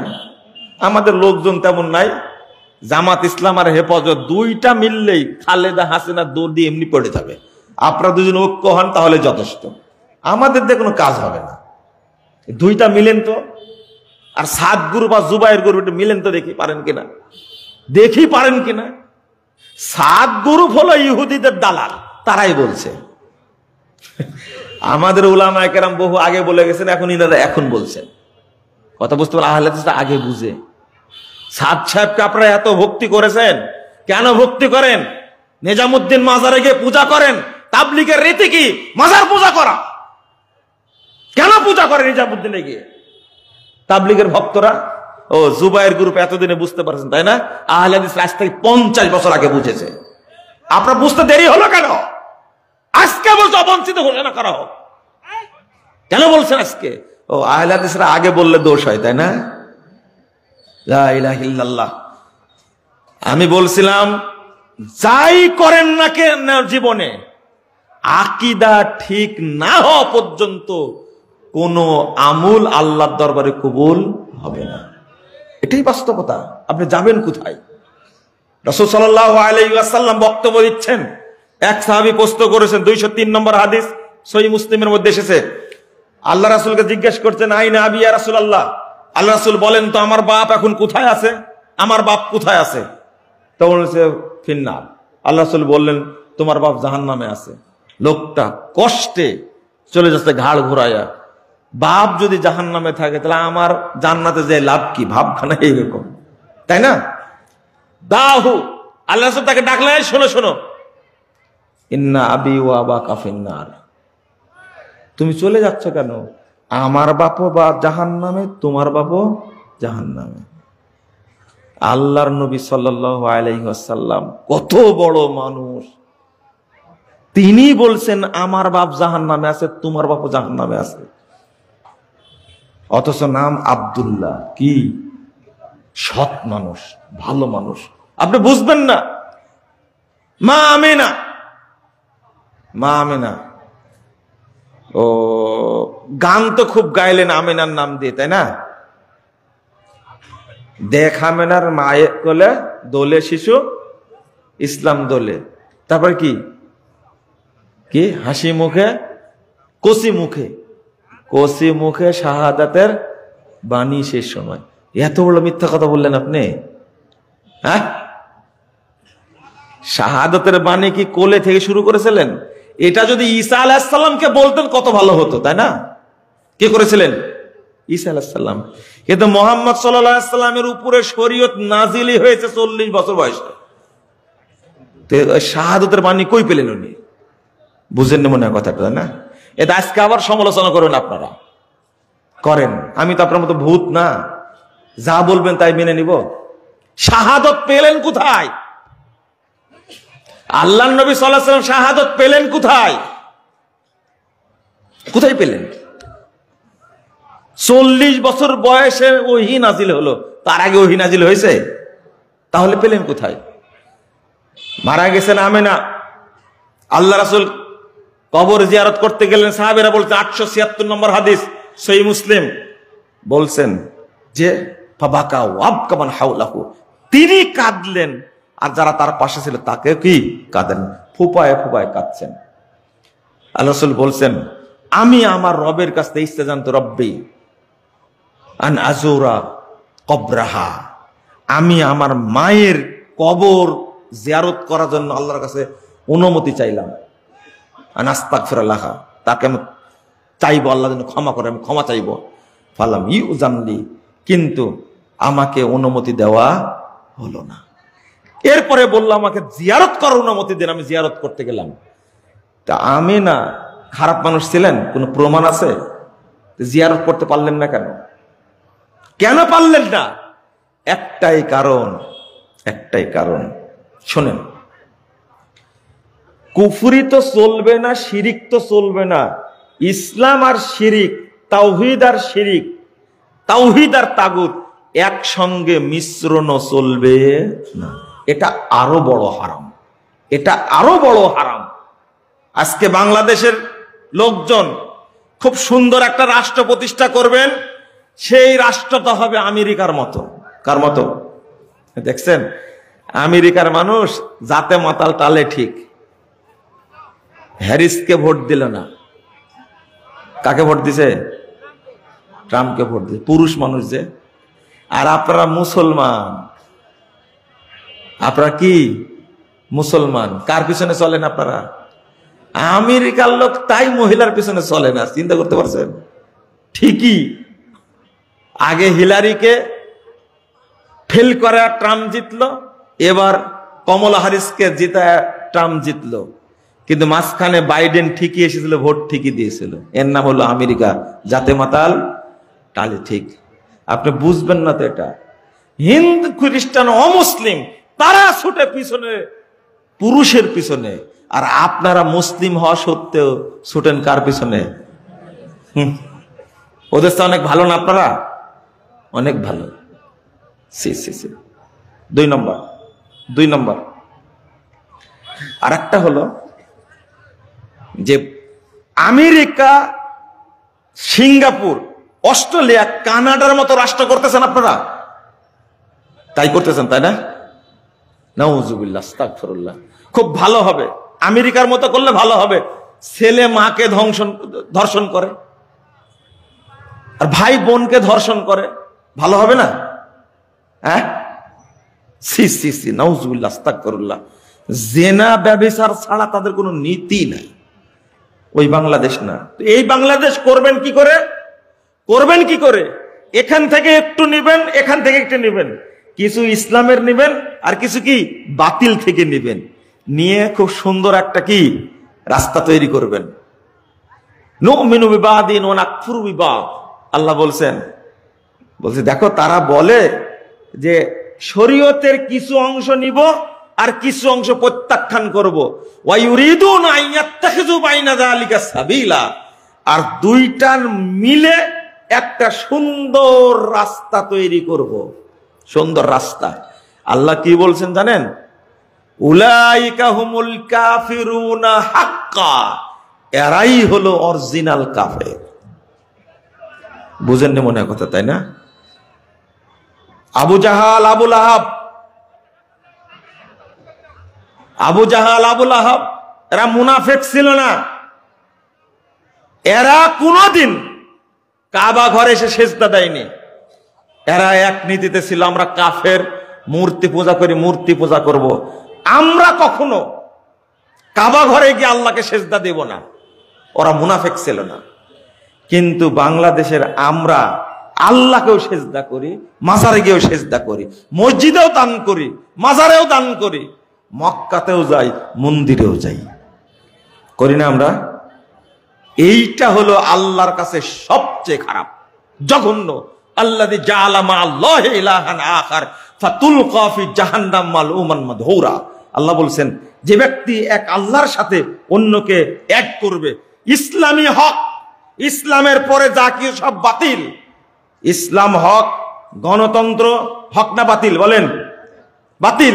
সমাজতন্ত্র, জাতীয়তাবাদ, ধর্মনিরপেক্ষতাবাদ, পুঁজিবাদ, সব কি বাতিল। আপনারা বলতে পারবেন না বাতিল। আপনারা বলতে পারবেন না। কিন্তু আল্লাহ যে বলে দিচ্ছেন ইন্নাদ-দীনা ইনদাল্লাহিল ইসলাম, আপনাকে আকীদা পোষণ করতে হবে এই মর্মে, ইসলাম ছাড়া অন্য কোন ধর্ম, থিওরি, দর্শন, ইজম, তরিকা, মাযহাব একটাও হক না, সব বাতিল। আল্লাহ বলছেন ফামাযা বাদাল হাক্কি ইল্লাদ দালাল, হকের পরে বাতিল ছাড়া আর কি আছে? অর্থাৎ বাতিল, অন্যগুলো সব বাতিল। আপোষ চলবে তাওহীদের সাথে, তাগুতের আপোষ চলবে? চলবে না। আপনারা মেনে নেবেন না মনে হয়, এটা চলবে না। শুধু ইসলামকেই মানতে হবে, অন্য কোনো কিছুর কাছে আত্মসমর্পণ করা যাবে না, যাবে না, কোনোভাবেই করা যাবে না। কিন্তু আমাদের অবস্থাটা খুবই জটিল, খুবই কঠিন। আমরা এই অবস্থা থেকে যেদিন আমরা বেরিয়ে আসতে পারবো ইনশাল্লাহ, ইনশাল্লাহ, ইনশাল্লাহ, সেই দিন আল্লাহর পক্ষ থেকে রহমত নাজিল হবে। কিন্তু এই যে মিশ্রিত আকীদা থাকলে আল্লাহর পক্ষ থেকে রহমত নাজিল হওয়ার কোনো উপায় নাই। শেষে একটু আমলের ব্যাপারে একটু টাচ দিই আপনাদেরকে, সেটা হলো, প্রশ্ন আছে অল্প, যেটা শুরুতে বোঝাতে চাচ্ছিলাম, একটু খেয়াল রাখবেন আপনারা যেন সৎ আমলের সাথে বেদাতি আমল যেন মিশ্রিত না হয়। মনে থাকবে আপনাদের, যেমন সালাত,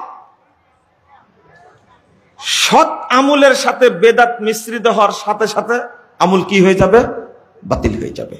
আল্লাহ বলছেন ইলাইহি ইয়াসআদুল কালিমুত তাইয়্যিব ওয়াল আমালুস সালিহ ইয়ারফাউহু, আল্লাহর কাছে পৌঁছে সৎ আমল এবং পবিত্র কথা। আল্লাহ বলছেন যে অকদিমনা ইলা মা আমিলু মিন আমালিন ফাজআলনাহু হাবাআম মানসুরা, 23 নম্বর আয়াত সূরা ফুরকান। আল্লাহ বলছেন যে তাদের আমলগুলো আমি দেখতে যাব, অতঃপর আমলগুলোকে নষ্ট করে দিব। আজকে সালাত নষ্ট হওয়ার পিছনে কারণ কি? সালাত পড়েন, অবৈধ কাজ ছাড়তে পারেন না, তার কারণ কি? সালাত কবুল হয় না। সালাত কবুল হয় না। কেন কবুল হয় না? 1 নম্বর, সালাতের মধ্যে যে পরিমাণ বেদাত ঢোকানো আছে, ওযুতে ভুল, আজানে ভুল, আপনি সালাত আদায় করছেন দলিল থাকা সত্ত্বেও আপনি বেদাত করছেন। যেমন আপনি সালাত পড়ার সময় জায়নামাজে দাঁড়িয়ে যাচ্ছেন, একটা দোয়া পড়ছেন, কোরআনের আয়াত পড়ছেন, ইন্নী ওয়াজ্জাহাতু ওয়াজহিল্লাযী ফাতারাস সামাওয়াতি ওয়াল আরদ, এই আয়াতটা জায়নামাজে দাঁড়িয়ে পড়েছেন আল্লাহ রাসূল, সাহাবীরা, এর কোনো দলিল আছে? নাই। আপনি পড়ছেন, সালাতটা শুরুই করলেন বেদাত দ্বারা। কি দ্বারা শুরু করলেন? বেদাত দ্বারা শুরু করলেন। মুরব্বি বলে দিয়েছে ডান পায়ের বুড়া আঙ্গুল যেখানে থাকবে সালাত শেষ করা পর্যন্ত ওখানে রাখতে হবে, সরানো না। এটা এক বেদাত। আপনি যখন সালাত শুরু করলেন তখন বলছেন নাওয়াইতু আন উসাল্লিয়া, নাওয়াইতু পড়েন না আপনারা, এটা এক বেদাত। আমি শুধু বুঝা দিচ্ছি, দেখেন বেদাত কিভাবে হয়। ইমাম সাহেব সালাত আদায়ের সময় সে তো ইমামতি করবে, একটা পাগড়ি বেঁধে নিল, সালাত পাগড়ি বেঁধে সালাত আদায় করতে হবে, এই মর্মে কোনো দলিল নাই সহিহ, এটা একটা বেদাত, যা আছে জাল হাদিস। এরপরে ইমাম সাহেব বলছেন কাতার সোজা করি, মোবাইল বন্ধ করি, উভয়ের মাঝে 4 আঙ্গুল ফাঁক রেখি। এই যে হাদিসে আসছে পরস্পরের মুসল্লিরা পায়ে পা, কাঁধে কাঁধ মিলে একবারে ফাঁক বন্ধ করে দাঁড়াবে। কি বন্ধ করে? ফাঁক বন্ধ করে দাঁড়াবে। আল্লাহ রাসূল বলছেন মান সাদ্দা ফুরজাতান ফি সাফ রাফাআল্লাহু লাহু দারাজা ওয়া বানা লাহু বাইতান ফিল জান্নাহ, যে ব্যক্তি ফাঁক বন্ধ করে দাঁড়াবে তার মর্যাদা আল্লাহ সম্মান বৃদ্ধি করে দিবেন এবং জান্নাতে তার জন্য একটা ঘর তৈরি করবেন। কত হাদিস আসছে, কিন্তু হাদিসটাকে আপনি বাদ দিয়ে দিলেন, এখানে 4 আঙ্গুল ফাঁকের একটা বেদাত তৈরি করলেন। এটা একটা বেদাত, আমল কবুল হওয়ার সম্ভাবনা নাই। ওযু করছেন, ওযুর শুরুতেই বলছেন বিসমিল্লাহির রহমানির রহিম, আল ইসলামু হাক্কুন আল কুফরু বাতিলুন, আল ঈমানু নূরুন আল কুফরু যুলমাতুন। ওযু বাতিল, ওযু বাতিল। এক মুরব্বী বলছেন এত বড় দোয়া তাও জাল। আমি বলি যে আপনার জন্যই তৈরি করেছে, যেন আপনি মনে করেন বড় দোয়া জাল হয় না, বড় দোয়া জাল হয় না। অথচ টোটালি মানুষের তৈরি করা। হাদিসে আসছে শুধু বলবে বিসমিল্লাহ। কি বলবে? বিসমিল্লাহ। একটু কানে ঢোকায় নেন তো কথাটা, একটু কানে কথাটা ঢোকায় নেন যে কোরআনের আয়াত বিসমিল্লাহির রহমানির রহিম 114 জায়গায় এসেছে। ওযুর সময় যদি বিসমিল্লাহির রহমানির রহিম বলেন বেদাত, বেদাত হবে। শুধু বিসমিল্লাহ বলতে হবে। কি বলতে হবে? বিসমিল্লাহ। এটাই সুন্নাহ। আর যত বড় দোয়া তৈরি করেছে ওযু বাতিল হবে না। বলছে খালি গায়ে ওযু করবেন না, এক বেদাত। দাঁড়িয়ে ওযু করবেন না, এক বেদাত। মাজা হেলে ওযু করবেন না, এটা এক বেদাত। ওযু করার সময় উঁচু জায়গায় বসবেন, এটা এক বেদাত। কেবলামুখী হয়ে বসবেন, এটা এক বেদাত। আপনি কি বুঝতে পারছেন? এগুলো সব ওযুর বেদাত। কিসের? ওযুর বেদাত। সি সি সি। অথচ এত শর্ত নাই। আর এক বেদাত হলো ওযুর অঙ্গের পানি যেন বদনার মধ্যে না পড়ে। আল্লাহ রাসূল নিজেই বদনার মধ্যে হাত ঢুকায়া পানি তুলে ওযু করতেন, তাহলে বদনার মধ্যে পড়তো না? এগুলো কেন কেন জানেন? যেমন জহরের আলাদা নিয়াত, আসরের আলাদা নিয়াত, ফজরের আলাদা নিয়াত, এশার আলাদা নিয়াত, মাগরিবের আলাদা নিয়াত, মাগরিবের সুন্নাতের প্রথম শেষ 2 রাকাতে আলাদা নিয়াত, এরপরে 6 রাকাত সালাতুল আওয়াবিন এর জন্য আলাদা নিয়াত, ফজরের আলাদা নিয়াত, ফজরের সুন্নাত আলাদা নিয়াত, বেতের আলাদা নিয়াত, তারাবির আলাদা নিয়াত, জানাজার আলাদা নিয়াত, ঈদাইনের আলাদা নিয়াত। সব বেদাত। সব কি? এতগুলো নিয়াত মুখস্থ করতে মুসল্লি বলছে আমি পারবো না, নামাজও পড়বো না। যদি পড়তো, সূরা মুখস্থ করতো, ভালো হতো না? আল্লাহ রাসূল বললেন নিয়াত করতে, আর আমরা শুরু করলাম নিয়াত বানাতে। নিয়াত কি? বানায়া পড়তে শুরু করলাম। নিয়াতের স্থানটা কোথায় বলেন তো দেখি। আচ্ছা, নিয়াত কি মাথায় হয়, চোখে হয়, হাতে হয়? নিয়াতের জায়গা কোথায়? অন্তর। আন-নিয়াত মাহাল্লুহুল কলব। নিয়াতের জায়গা যে অন্তর, এ মর্মে পৃথিবীতে কোনো ইখতিলাফ নাই। তো মুখে আসলে কি করে এটা?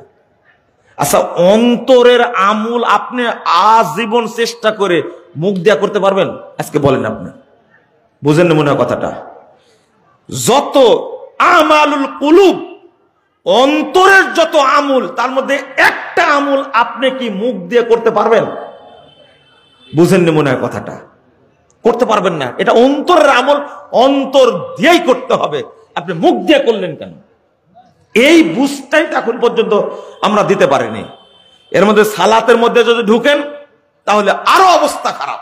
বন্ধুরা আমার, আমি আর কথা বলবো না, শুধু উদাহরণ দিলাম আর বললাম খবরদার যে কোনো আমল করার সময় যেন বেদাত না ঢুকে।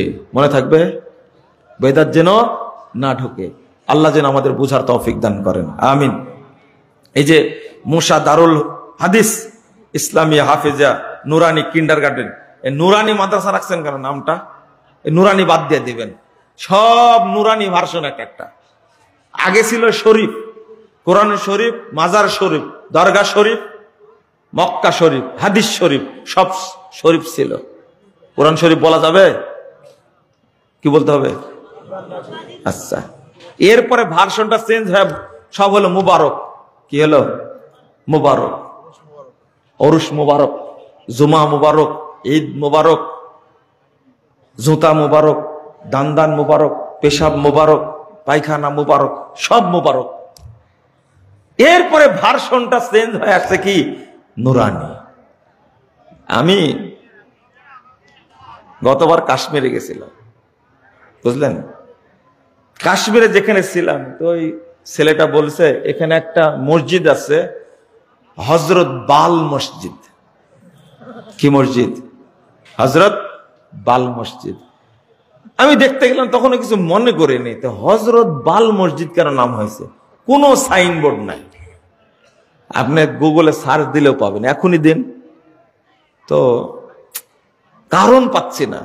শেষে ঘোরার পরে জিজ্ঞেস করলাম, তো বলছে যে না, এখানে এই বছরে 2 দিন 3 দিন আল্লাহ রাসূলের চুল মাথার চুল দাড়ি প্রদর্শন করা হয়, এই জন্য। আর চুলের উর্দু কি, বাল। আমি বললাম যে ও, হযরত এখন বালের উপরে উঠে গেছে, এটা তো বুঝেননি কথা। আপনারা হাসছেন কেন? নূরানির তো ইতিহাস আপনারা জানেন না। আল্লাহু নূরুস সামাওয়াতি ওয়াল আরদ, বলেন তো আল্লাহ আসমান জমিনের কি মালিক? কে বললো? আপনাকে চাচ্ছিলাম এতক্ষণ। আল্লাহ আসমান জমিনের কি মালিক, তাই না? বলেন আস্তাগফিরুল্লাহ। এই যে আল্লাহ আসমান জমিনের মালিক কে শিখাইছে এটা? এই মুফাসসির শিখাইছে, মুফাসসির। এই মিথ্যুক মুফাসসির শিখাইছে, তাই না? আল্লাহু নূরুস সামাওয়াতি ওয়াল আরদ, এর অর্থ হলো মুযায়্যিনুস সামাওয়াত বিশ-শামসি ওয়াল কমারি ওয়ান নুজুম। ইবনু আব্বাস, উবাই ইবনে কাব রাদিয়াল্লাহু আনহু, সাহাবীরা বলছেন আল্লাহ আসমান সময় নূর মানে আল্লাহ আসমান সমূহকে সৌন্দর্য করেছেন সূর্য দ্বারা, চন্দ্র দ্বারা এবং তারকারাজি দ্বারা। বলুন আলহামদুলিল্লাহ। ওয়া মুযায়্যিনুল আরদ, আর জমিনকে সুন্দর করেছেন বিল আম্বিয়া ওয়াল উলামা ওয়াল মুমিনিন। জমিনকে আল্লাহ সুন্দর করেছেন আলেমদের দ্বারা, নবীদের দ্বারা, মুমিনদের দ্বারা। হইল অর্থ আপনার।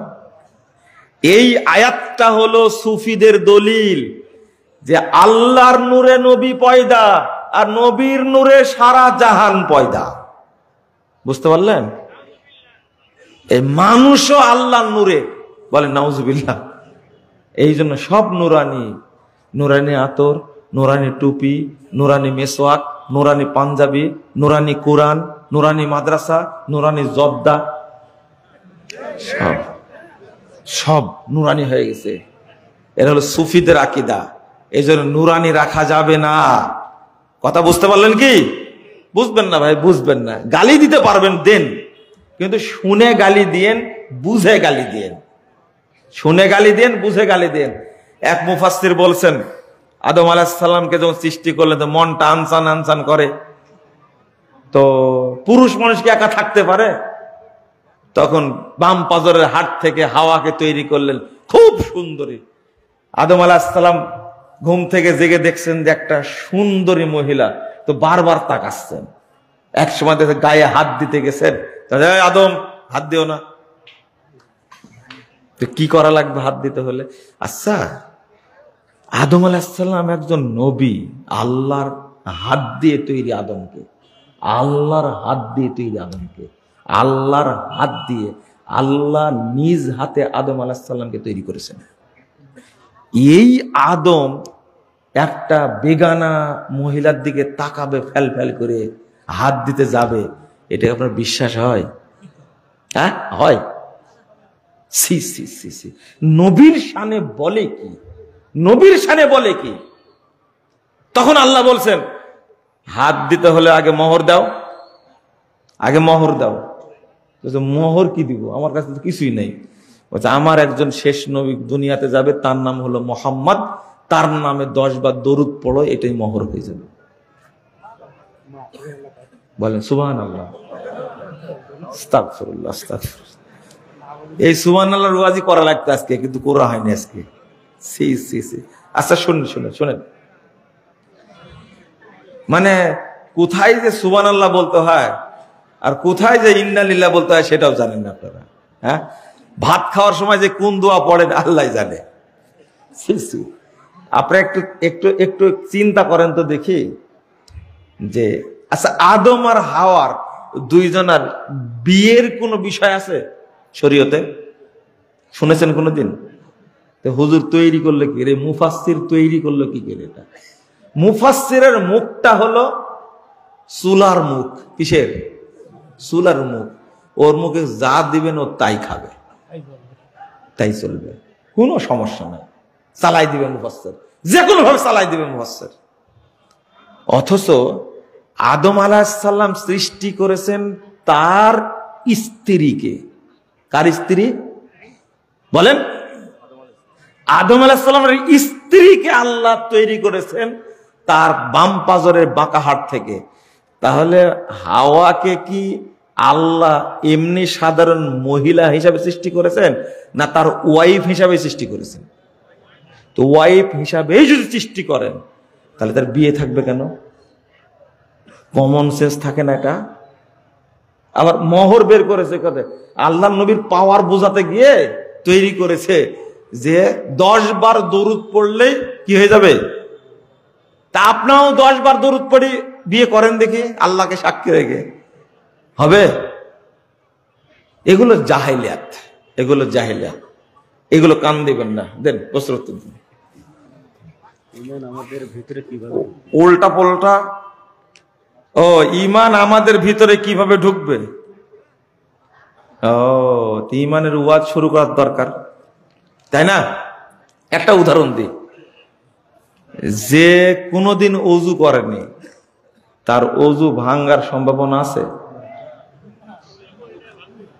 ওযুই নাই, ভাঙবে কি? আপনাদের ঈমান আছে?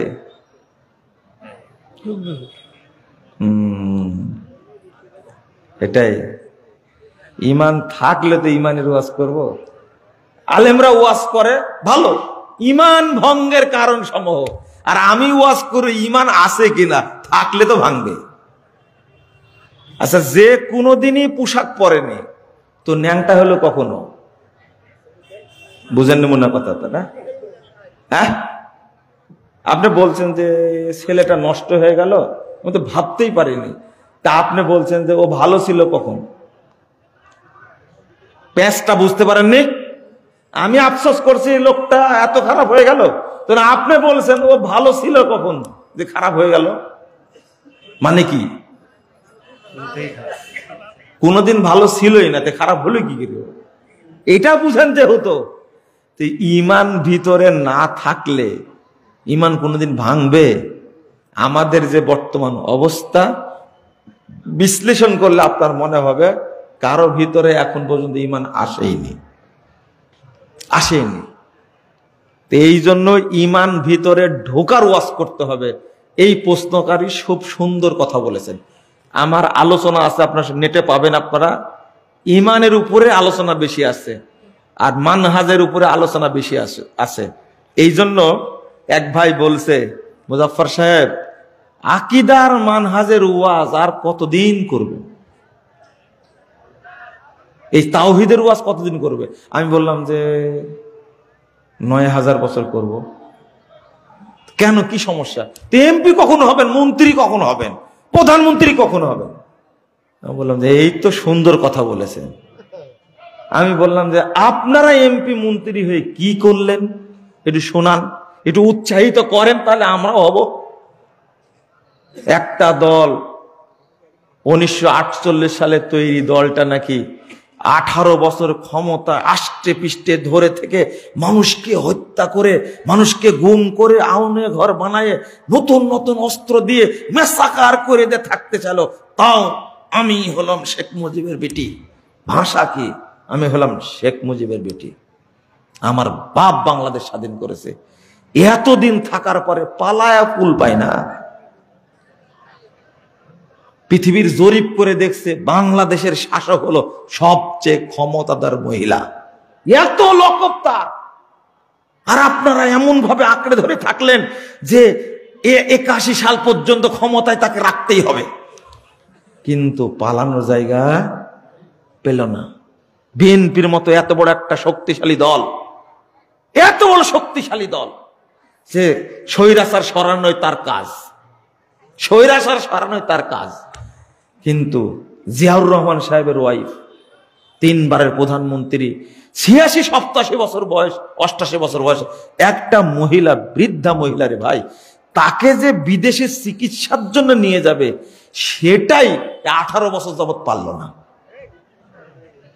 তারা এত বড় দল হয়ে কি করলো? আর জামাত ইসলামের ভাইয়েরা কত পরিশ্রম করে, আহারে সেই পরিশ্রম, কিন্তু দিনে দুপুরে এত বড় বড় নেতাকে ফাঁসিতে ঝুলায় মারলো। একটা কামরুজ্জামান তৈরি করেন দেখি পারেন কিনা, একটা আলী হাসান মুজাহিদ তৈরি করেন দেখি পারেন কিনা। সালাউদ্দিন কাদের চৌধুরী, তার সাথে একসঙ্গে ছিলাম, ভিতরেও বাঘ বাহিরেও বাঘ, পৃথিবীতে কারোর সাথে আত্মসমর্পণ করেনি। এইরকম নেতাদের, ডাগা ডাগা নেতাদের এক রাত্রে ঝোলায় সাইজ করে দিল, আপনার একটা চুলও ছিঁড়তে পারেননি। পারছেন?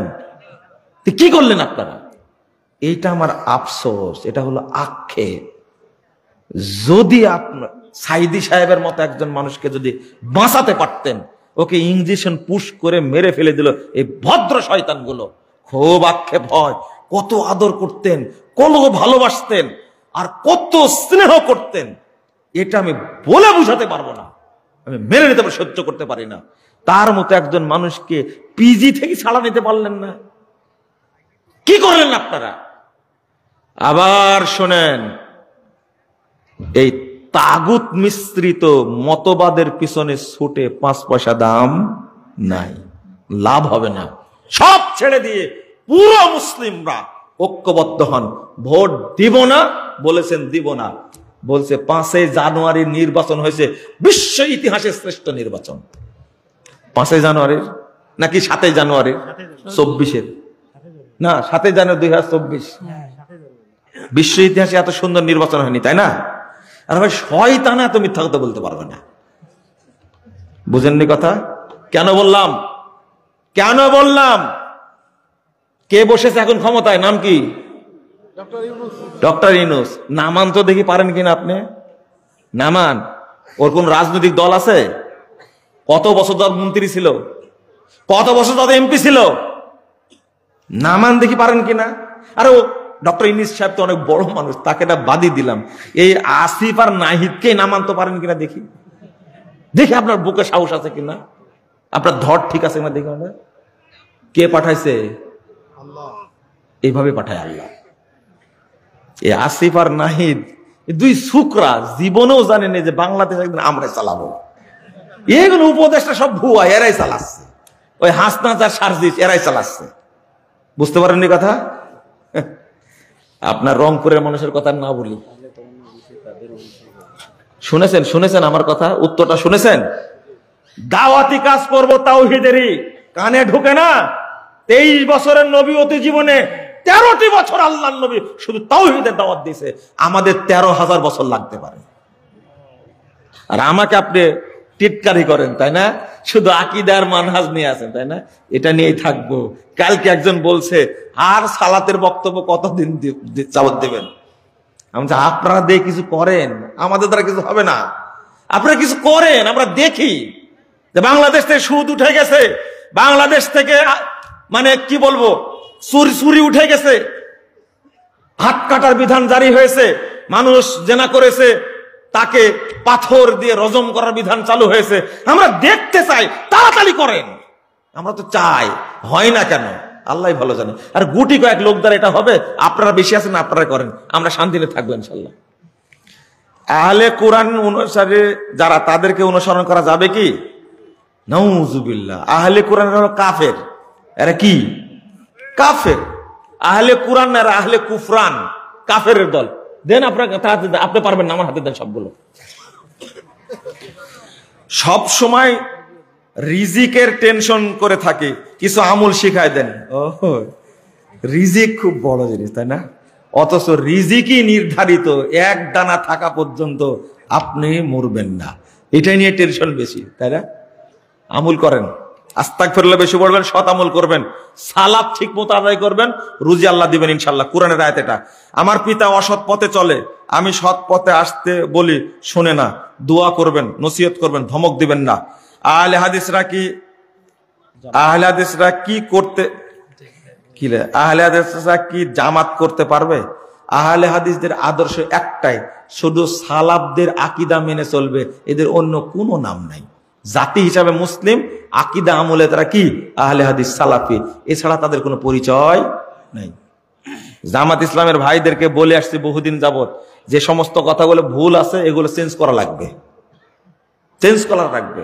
লেখছি ভ্রান্তির বেড়া দিলে কেমন দিন, এই বই সাইদি সাহেব প্রুফ দেখে দিয়েছেন, মন্তব্য করে গেছেন। সিরাজ সাইয়্যিদুল মুরসালিন সাইদি সাহেবের ওই বইটা পড়েন, তাহলে ধারণা পরিষ্কার হয়ে যাবে। বইটা পাওয়া যাচ্ছে না কেন? প্রশ্ন আপনাকে করলাম, উত্তর নিয়ে নিন। আহলে হাদিস লোকেরা গেমের খেলার গাড়িতে চড়ে বেড়ায়। গেমের খেলার গাড়িতে চড়ে বেড়ায়, সেটা কি ঠিক? কি এটা বুঝলাম না। গেম খেলে যে টাকা পায় সেই টাকা দিয়ে গাড়ি খেলা। ও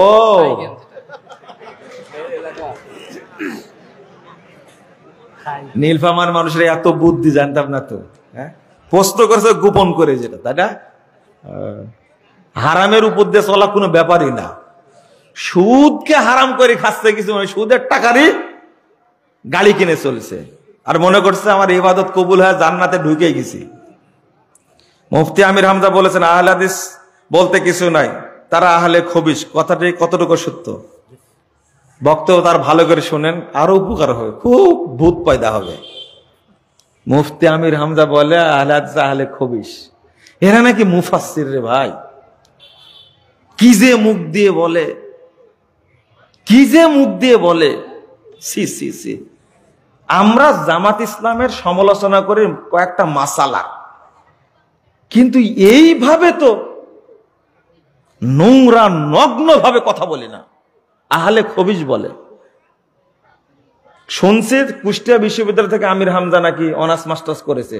আমার বিশ্বাস হয় না যে বিশ্ববিদ্যালয়ে পড়া একটা মানুষ এইভাবে নোংরা, অশ্লীল, অপবিত্র, জঘন্য, দুর্গন্ধ, পচা ভাষায় কথা বলতে পারে। এ তো আবরার বলে, রেজাল্ট করে আবরার বলে, মিথ্যা কথা, এগুলো নোংরা কথা বলে। আর এর নামে প্রশ্ন করেছেন কেন?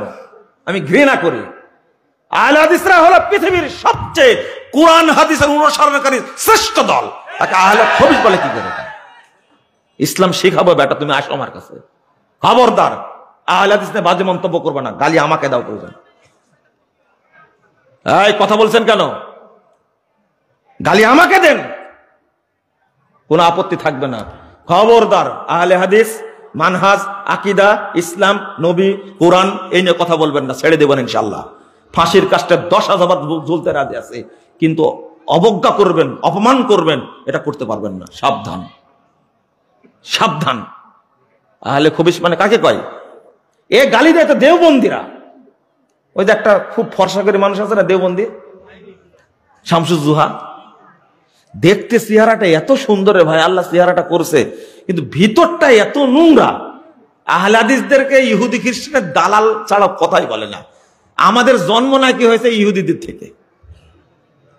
তোমরা আলবানিকেও ইহুদের দালাল বলেছো, জাকির নায়ককেও দালাল বলেছো, আমাদেরও বলছো। আমরা বলি আলহামদুলিল্লাহ। তোমরা যে আবু জাহালের বংশধর, এটা প্রকাশ হয়ে গেছে। এই প্রশ্ন করে, এগুলো প্রশ্ন হলো একটা। শোনেন, আমরা বলতে ছাড়ি না, তারেক মনোয়ার সাহেবের মতো একজন এত বড় বক্তা, মুফাসসির, তিনি বলছেন কোরআন হাদিস আকীদা নামে কিছু নাই, এটা মানুষের তৈরি, ফেক। আপনি এইভাবে বলতে পারলেন আকীদা শব্দটাকে? কোরআন হাদিসে নাই। ও রাজনীতিকে প্রাধান্য দিতে গিয়ে আকীদাকে এইভাবে জবাই করলেন, তাই না? তারেক মনোয়ার সাহেব বলে মেনে নেওয়া যায়? বলেন দেখি। আমি বলেছি ইসলামী রাজনীতি, আসিয়াসা আল ইসলামিয়া, এই শব্দটা, বাক্যটা পৃথিবীর কোন কোরআন হাদিসে পাইছেন? আপনি দেখেন তো কোরআন হাদিসে আছে কিনা শব্দটা। যেদিন আপনি ইসলামী রাজনীতি কথাটা কোরআন হাদিসে দেখাতে পারবেন, সেই দিন আকীদা কথাটা আমি দেখাবো। আমি চ্যালেঞ্জ করলাম। আপনাদের এই যে এখানকার রংপুরেরই এক ছেলে আছে না, আবু তাওয়া আদনান, বলছে তোমার আকীদা এবং মানহাজে থুতু মারি। ও আমি যখন বললাম পেশাব করার কথা, তখন আমার উপরে রেগে গেলেন আপনারা, তাই না? আমি যে হাদিস বলেছি এটা কি জানেন আপনারা? আহলে হাদিসরা বানায় কথা বলে না, যেটা বলে নকল করে। বিখ্যাত তাবি ইমাম শাফিঈ রাহিমাহুল্লাহ, তিনি বলেছেন যে হাদাসুকান আসহাবিন নবী সাল্লাল্লাহু আলাইহি ওয়াসাল্লাম ফাখুজ বিহি ওয়া ইযা ক্বালু বিরাইহিম ফাবুল আলাইহি। তারা যদি হাদিস বর্ণনা করে নবী থেকে, সাহাবী থেকে, তাহলে গ্রহণ করো। আর যদি নিজেরা গাঁজাখড়ি কথা বলে তাহলে তার উপরে পেশাব করো। এটা আমার কথা? যারা এই মাদ্রাসায় জমি দিতে ওয়াদা করে জমি লিখে দিনায় নানান টালবাহানা করে, ইসলামে এরা কেমন মানুষ, এরা আপনিও জানেন কেমন মানুষ। দিতে চায়, দেননি কেন? দিবেন। ওয়াদা করলে ভঙ্গ করা কিন্তু মুনাফিকের আলামত। যারা মসজিদের দানের জিনিস গোপনে বদলে নেয়, এটা কি মানে মসজিদে দান করেছে ভালোটা রেখে খারাপটা বদলের নিচে, এটা তো আপনাদের ইমান এত পুক্ত, এত বুঝতে পারেনি এতক্ষণ। তাহলে ইমান নিয়ে আলোচনা করতাম। সি সি সি দালালি করি যারা চলে, কেস লাগে দেয়, কুটনামি করে, ফাসাদ লাগায়, এটা কি জায়েজ? এটা আপনিও জানেন হারাম, এখানে যারা আছে তারাও জানে হারাম, কিন্তু অন্তরে ইমান নাই তো মানে না। এক ব্যক্তি মসজিদের মাইকে ঘোষণা করেন হিন্দু বেহেশতে গেলে হানাফিগণও যাবে। তো এই কথা লিখছেন কেন আপনি? এটা কে বলেছে আপনাকে? বাজে কথা বলবেন না, খবরদার। জুমার দিন 2 আজান দেওয়া কি বেদাত? না, বেদাত বলবেন কেন? এটা বলবেন যে 1 আজান দেওয়া সুন্নাত। বর্তমানে যেভাবে আজান দেওয়া হচ্ছে 2 আজান, এটা বেদাত। কিন্তু উসমান রাদিয়াল্লাহু আনহু যেভাবে দিয়েছিলেন, এটা তো উসমান রাদিয়াল্লাহু আনহুর একটা সুন্নাহ।